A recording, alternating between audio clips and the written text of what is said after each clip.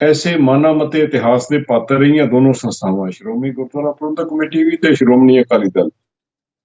ਜੇ ਕਿਤੇ ਪੰਥ ਨੂੰ ਲੋੜ ਪਈ ਨਾ, ਪੰਥ ਦੇ ਉੱਤੋਂ ਕੁਰਸੀਆਂ ਵਾਰਨ ਵਾਲੇ ਲੋਕ ਇਹਦੇ ਵਿੱਚ ਸ਼ਾਮਲ ਹੁੰਦੇ ਨੇ। 1996 ਤੋਂ ਬਾਅਦ ਜਦੋਂ ਬਾਦਲ ਸਾਹਿਬ ਦਾ ਕੰਟਰੋਲ ਅਕਾਲੀ ਦਲ ਦੇ ਉੱਤੇ ਹੋ ਗਿਆ, ਸੇਵਾ ਤੇ ਕੁਰਬਾਨੀ ਵਾਲਿਆਂ ਨੂੰ ਧੱਕੇ ਮਾਰਨੇ ਸ਼ੁਰੂ ਹੋ ਗਏ ਤੇ ਬਿਨੇ ਬਿੱਟੀ ਦੇਖ ਕੇ ਕਾਰੋਬਾਰੀ ਬੰਦਿਆਂ ਨੂੰ, ਬਿਜ਼ਨਸ ਵਾਲੇ ਬੰਦਿਆਂ ਨੂੰ, ਜਿਨ੍ਹਾਂ ਦਾ ਇੱਕ ਦਿਨ ਵੀ ਅਕਾਲੀ ਦਲ 'ਚ ਸੇਵਾ ਨਹੀਂ ਸੀ, ਉਹਨਾਂ ਨੂੰ ਟਿਕਟਾਂ ਦਿੱਤੀਆਂ ਜਾਣ ਲੱਗ ਪਈਆਂ। ਉਹਨਾਂ ਨੇ ਪਹਿਲਾਂ ਤਾਂ ਚੋਣਾਂ ਨੂੰ ਮਹਿੰਗਾ ਬਹੁਤ ਕੀਤਾ। ਮਹਿੰਗਾ ਕਰਨ ਤੋਂ ਬਾਅਦ ਫਿਰ ਜਿਹੜੇ ਰਾਜਨੀਤਿਕ ਪਿੰਡ ਤੋਂ ਬਾਹਰਲੇ ਲੋਕ ਸੀ, ਕਈਆਂ ਨੂੰ ਤਾਂ ਕਾਂਗਰਸ ਵਿੱਚੋਂ ਲਿਆ ਕੇ ਵੀ ਟਿਕਟਾਂ ਦੇ ਦਿੱਤੀਆਂ, ਕਈ ਸਿੱਖਾਂ ਦੇ ਕਾਤਲਾਂ ਨੂੰ ਵੀ ਵਿੱਚ ਸ਼ਾਮਲ ਕਰ ਲਿਆ ਗਿਆ।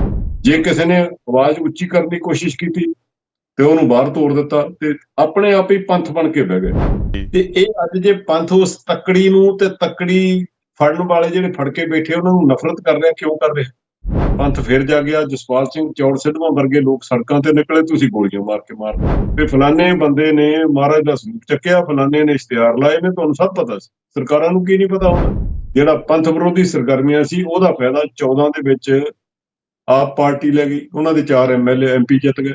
ਤੁਸੀਂ ਫੇਰ ਨਾ ਬੰਦੇ ਬਣੇ। ਬਾਰ-ਬਾਰ ਪੰਥ ਨੇ ਤੁਹਾਡੇ ਕੰਨ ਮਰੋੜ ਕੇ ਜਗਾਉਣ ਦੀ ਕੋਸ਼ਿਸ਼ ਕੀਤੀ, ਤੁਸੀਂ ਨਾ ਜਾਗੇ, ਆਪਣੇ ਹੰਕਾਰ 'ਚ ਸੁੱਤੇ ਰਹੇ। ਅਕਾਲੀ ਦਲ ਜਿਹੜਾ ਸੰਘਰਸ਼ਾਂ ਦਾ ਮੋਢੀ ਰਿਹਾ ਹੋਵੇ, ਪੰਜਾਬ ਦੇ ਹਿੱਤਾਂ ਦੀ ਪਹਿਰੇਦਾਰ ਰਿਹਾ ਹੋਵੇ, ਪੰਥ ਦਾ ਰਾਖਾ ਰਿਹਾ ਹੋਵੇ, ਉਹਨੂੰ ਲੋਕ 5ਵੇਂ ਨੰਬਰ ਤੇ ਸਿੱਟਦੇ।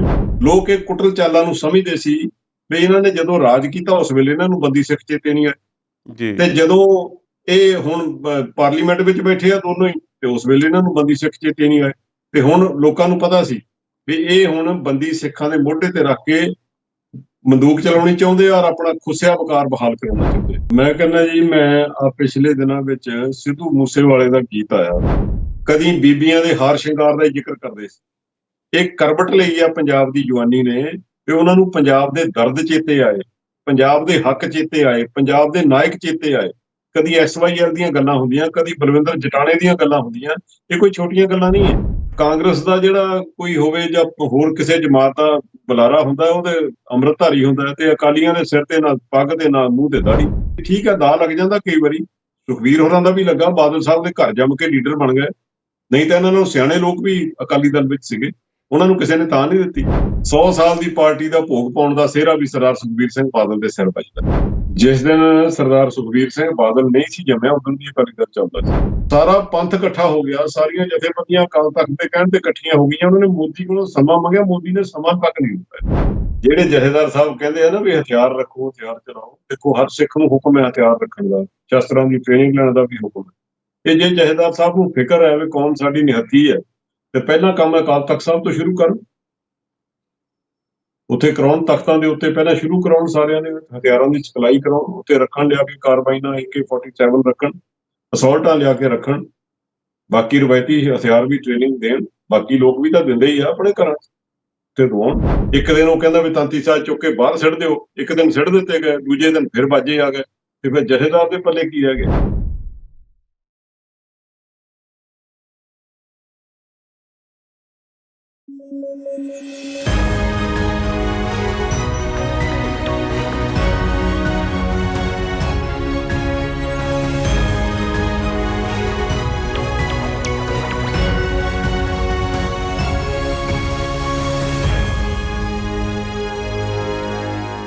ਪੰਜਾਬੀ ਨੈਸ਼ਨਲ TV ਦੇਖ ਰਹੇ ਸਾਰੇ ਦਰਸ਼ਕਾਂ ਦਾ ਸਵਾਗਤ, ਸਤਿ ਸ਼੍ਰੀ ਅਕਾਲ। ਇੱਕ ਵਾਰ ਫਿਰ ਜੀ ਆਇਆਂ ਆਖਦੇ ਹਾਂ ਆਪ ਜੀ ਨੂੰ ਵਿਚਾਰ ਚਰਚਾ ਪ੍ਰੋਗਰਾਮ ਵਿੱਚ। ਇਸ ਪ੍ਰੋਗਰਾਮ ਦੇ ਵਿੱਚ ਅਸੀਂ ਵੱਖ-ਵੱਖ ਵਿਸ਼ਿਆਂ 'ਤੇ ਬਹੁਤ ਲੰਬੀ ਚੌੜੀ ਗੱਲਬਾਤ ਕਈ ਵਾਰੀ ਲੈ ਕੇ ਹਾਜ਼ਰ ਹੁੰਦੇ ਹਾਂ। ਤਾਜ਼ਾ ਵਿਸ਼ਿਆਂ ਨੂੰ ਵੀ ਛੂਹਦੇ ਹਾਂ ਅਤੇ ਜੋ ਪਿਛਲੇ ਸਾਲਾਂ ਵਿੱਚ ਹੋਇਆ ਬੀਤਿਆ ਅਤੇ ਜੋ ਭਵਿੱਖ ਦੀਆਂ ਕੁਝ ਗੱਲਾਂ ਬਾਤਾਂ ਨੇ ਉਹ ਵੀ ਅਸੀਂ ਸਾਂਝੀਆਂ ਕਰਨ ਦੇ ਯਤਨ ਕਰਦੇ ਹਾਂ ਕਿ ਕੀ ਹੋਣ ਵਾਲਾ ਹੈ, ਕਿਸ ਤਰ੍ਹਾਂ ਹੋ ਸਕਦਾ ਹੈ ਕਿ ਕਿਹੜਾ ਮੋੜ ਕੱਟਿਆ ਜਾਵੇ ਜਿਸ ਦੇ ਨਾਲ ਕੋਈ ਸਾਨੂੰ ਪੰਜਾਬ ਵਾਸੀਆਂ ਨੂੰ ਅਤੇ ਸਿੱਖ ਕੌਮ ਨੂੰ ਕੋਈ ਅਗਲਾ ਰਸਤਾ ਨਜ਼ਰ ਆਵੇ। ਇਸੇ ਤਰ੍ਹਾਂ ਦੀ ਗੱਲਬਾਤ ਵਾਸਤੇ ਅੱਜ ਸਾਡੇ ਨਾਲ ਇੱਕ ਵਾਰ ਫਿਰ ਤੋਂ ਜੁੜੇ ਨੇ ਸਰਦਾਰ ਸੁਖਦੇਵ ਸਿੰਘ ਭੌਰ।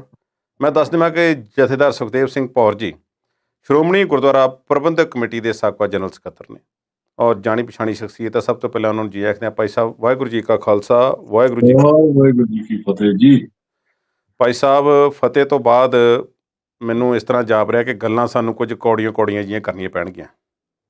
ਜਿੱਦਾਂ ਦੀ ਮਰਜ਼ੀ ਕਰੋ ਜੀ। ਚਲੋ, ਦੁੱਖ ਦਰਦ ਸਾਂਝਾ ਕਰਦੇ ਹਾਂ। ਕੁਛ ਤੁਹਾਡਾ ਆਰਟੀਕਲ ਇੱਕ ਛਪਿਆ ਜੋ ਪੰਜਾਬ ਦੇ ਵਿੱਚ ਬੜਾ ਚਰਚਾ ਦਾ ਵਿਸ਼ਾ ਬਣਿਆ, ਜੋ ਘੁੰਮ ਘੁਮਾ ਕੇ ਜਿਹੜਾ ਹੈ ਬਾਦਲ ਪਰਿਵਾਰ ਦੀ ਰਾਜਨੀਤੀ ਜਿਹੜੀ ਆ ਉਸ ਦੇ ਆਲੇ ਦੁਆਲੇ ਘੁੰਮਦਾ ਹੈ ਕਿ ਕਿਵੇਂ ਉਹਨਾਂ ਨੇ ਆਪਣੀਆਂ ਗਲਬਾ ਜਿਹੜਾ ਹੈ ਇਸ ਰਾਜਨੀਤੀ ਤੇ ਪੰਜਾਬ ਦੇ ਉੱਪਰ ਹੀ ਨਹੀਂ ਬਲਕਿ ਹੋਰਨਾਂ ਸੂਬਿਆਂ ਦੇ ਵਿੱਚ ਵੀ ਜਿੱਥੇ ਇੱਥੇ ਸਿੱਖ ਕੌਮ ਵਸਦੀ ਸੀ ਉੱਥੇ ਉਹਨਾਂ ਦਾ ਪ੍ਰਭਾਵ ਰਿਹਾ। ਦਿੱਲੀ ਕਮੇਟੀ ਦੀ ਗੱਲ ਕਰ ਲਈਏ, ਹੋਰ ਤਖ਼ਤ ਸਾਹਿਬਾਨ ਦੀ ਗੱਲ ਕਰ ਲਈਏ, ਵਿਦੇਸ਼ਾਂ ਵਿੱਚ ਵੀ ਪ੍ਰਭਾਵ ਰਿਹਾ, ਇਹ ਵੀ ਗੱਲ ਮੰਨਣਯੋਗ ਹੈ। ਪਰ ਸਾਨੂੰ ਹਾਸਿਲ ਕੀ ਹੋਇਆ ਉਸ ਕੱਚੇ ਚਿੱਠੇ ਨੂੰ ਜੋ ਤੁਸੀਂ ਬਿਆਨ ਕੀਤਾ ਹੈ, ਉਸ ਦਾ ਮੁੱਖ ਮੁੱਦਾ ਤਾਂ ਇਹੋ ਹੀ ਹੈ ਕਿ ਇੱਕ ਪਰਿਵਾਰ ਦੀ ਇਜਾਰੇਦਾਰੀ ਤੇ ਲਾਲਚ ਤੇ ਹਵਸ ਨੇ ਸਾਨੂੰ ਜਿਹੜਾ ਸੀ ਇੱਕ ਐਸੇ ਮੋੜ ਤੇ ਲਿਆ ਕੇ ਖੜਾ ਕਰ ਦਿੱਤਾ ਜਿੱਥੋਂ ਸਾਨੂੰ ਅਗਲਾ ਰਸਤਾ ਨਜ਼ਰ ਆਉਣਾ ਮੁਸ਼ਕਲ ਜਾਪਦਾ। ਮੈਨੂੰ ਇਹ ਦੱਸੋ ਕਿ ਸ਼੍ਰੋਮਣੀ ਅਕਾਲੀ ਦਲ ਜਿਸ ਦਾ ਮਾਣਮੱਤਾ ਇਤਿਹਾਸ ਰਿਹਾ ਹੈ, ਇਹ ਕੱਲਾ ਬਾਦਲ ਦਲ ਕਿਵੇਂ ਬਣ ਗਿਆ?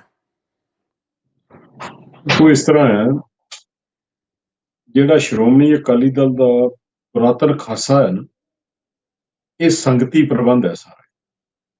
ਜਦੋਂ ਸ਼੍ਰੋਮਣੀ ਅਕਾਲੀ ਦਲ ਤੇ ਸ਼੍ਰੋਮਣੀ ਗੁਰਦੁਆਰਾ ਪ੍ਰਬੰਧਕ ਕਮੇਟੀ ਵਰਗੀਆਂ ਸੰਸਥਾਵਾਂ ਹੋਂਦ ਵਿੱਚ ਆਈਆਂ ਸੀ, ਉਸ ਵੇਲੇ ਕਿਸੇ ਵਿਅਕਤੀ ਨੇ ਇਹਨਾਂ ਨੂੰ ਨੋਮੀਨੇਟ ਨਹੀਂ ਸੀ। ਅੱਛਾ ਇਹ ਜੀ। ਸਮੁੱਚੇ ਪੰਥ ਵਿੱਚੋਂ ਸਿਰ ਕਰਦਾ ਆਗੂ ਜਿਹੜੇ ਕੌਮ ਨੂੰ ਅਗਵਾਈ ਦੇ ਸਕਦੇ ਸਨ, ਉਹਨਾਂ ਨੂੰ ਪੰਥ ਨੇ ਅਗਵਾਈ ਸੰਭਾਲੀ ਸੀ। ਔਰ ਉਸ ਤੋਂ ਬਾਅਦ ਵੀ ਇਹ ਐਸੇ ਮਾਨਾ ਮਤੇ ਇਤਿਹਾਸ ਦੇ ਪਾਤਰ ਰਹੀਆਂ ਦੋਨੋਂ ਸੰਸਥਾਵਾਂ, ਸ਼੍ਰੋਮਣੀ ਗੁਰਦੁਆਰਾ ਪ੍ਰਬੰਧਕ ਕਮੇਟੀ ਵੀ ਤੇ ਸ਼੍ਰੋਮਣੀ ਅਕਾਲੀ ਦਲ। ਜੇ ਕਿਤੇ ਪੰਥ ਨੂੰ ਲੋੜ ਪਈ ਨਾ, ਪੰਥ ਦੇ ਉੱਤੋਂ ਕੁਰਸੀਆਂ ਵਾਰਨ ਵਾਲੇ ਲੋਕ ਇਹਦੇ ਵਿੱਚ ਸ਼ਾਮਲ ਹੁੰਦੇ ਨੇ ਜੀ। ਇਹ ਪਹਿਲੀ ਵਾਰੀ ਹੋਇਆ ਸੀ ਕਿ 1996 ਤੋਂ ਬਾਅਦ ਜਦੋਂ ਬਾਦਲ ਸਾਹਿਬ ਦਾ ਕੰਟਰੋਲ ਅਕਾਲੀ ਦਲ ਦੇ ਉੱਤੇ ਹੋ ਗਿਆ, ਉਸ ਵੇਲੇ ਦਾ ਖਾਸਾ ਬਦਲਣਾ ਸ਼ੁਰੂ ਹੋ ਗਿਆ। ਸੇਵਾ ਤੇ ਕੁਰਬਾਨੀ ਵਾਲਿਆਂ ਨੂੰ ਧੱਕੇ ਮਾਰਨੇ ਸ਼ੁਰੂ ਹੋ ਗਏ ਤੇ ਬਿਨੇ ਬਿੱਟੀ ਦੇਖ ਕੇ ਕਾਰੋਬਾਰੀ ਬੰਦਿਆਂ ਨੂੰ, ਬਿਜ਼ਨਸ ਵਾਲੇ ਬੰਦਿਆਂ ਨੂੰ, ਜਿਨ੍ਹਾਂ ਦਾ ਇੱਕ ਇੱਕ ਦਿਨ ਵੀ ਅਕਾਲੀ ਦਲ 'ਚ ਸੇਵਾ ਨਹੀਂ ਸੀ, ਉਹਨਾਂ ਨੂੰ ਟਿਕਟਾਂ ਦਿੱਤੀਆਂ ਜਾਣ ਲੱਗ ਪਈਆਂ। ਤੇ ਜਦੋਂ ਕਮਿਟਮੈਂਟ ਖਤਮ ਹੋ ਜਾਂਦੀ ਹੈ ਕਿਸੇ ਪਾਰਟੀ ਦੇ ਵਿੱਚੋਂ, ਤੇ ਜਦੋਂ ਕੁਝ ਪਰਿਵਾਰ ਭਾਰੂ ਹੋ ਜਾਣ, ਪਰਿਵਾਰ ਭਾਰੂ ਵੀ ਏਦਾਂ ਹੋ ਜਾਣ ਜਿਵੇਂ ਬਾਦਲ ਸਾਹਿਬ ਨੇ, ਉਹਨਾਂ ਦੇ ਪਰਿਵਾਰ ਨੇ ਕੀਤਾ। ਉਹਨਾਂ ਨੇ ਪਹਿਲਾਂ ਤਾਂ ਚੋਣਾਂ ਨੂੰ ਮਹਿੰਗਾ ਬਹੁਤ ਕੀਤਾ। ਮਹਿੰਗਾ ਕਰਨ ਤੋਂ ਬਾਅਦ ਫਿਰ ਜਿਹੜੇ ਰਾਜਨੀਤਿਕ ਪਿੰਡ ਤੋਂ ਬਾਹਰਲੇ ਲੋਕ ਸੀ, ਕਈਆਂ ਨੂੰ ਤਾਂ ਕਾਂਗਰਸ ਵਿੱਚੋਂ ਲਿਆ ਕੇ ਵੀ ਟਿਕਟਾਂ ਦੇ ਦਿੱਤੀਆਂ, ਕਈ ਸਿੱਖਾਂ ਦੇ ਕਾਤਲਾਂ ਨੂੰ ਵੀ ਵਿੱਚ ਸ਼ਾਮਲ ਕਰ ਲਿਆ ਗਿਆ, ਉਹਨਾਂ ਨੂੰ ਅਹੁਦੇਦਾਰੀਆਂ ਦੇ ਦਿੱਤੀਆਂ ਗਈਆਂ।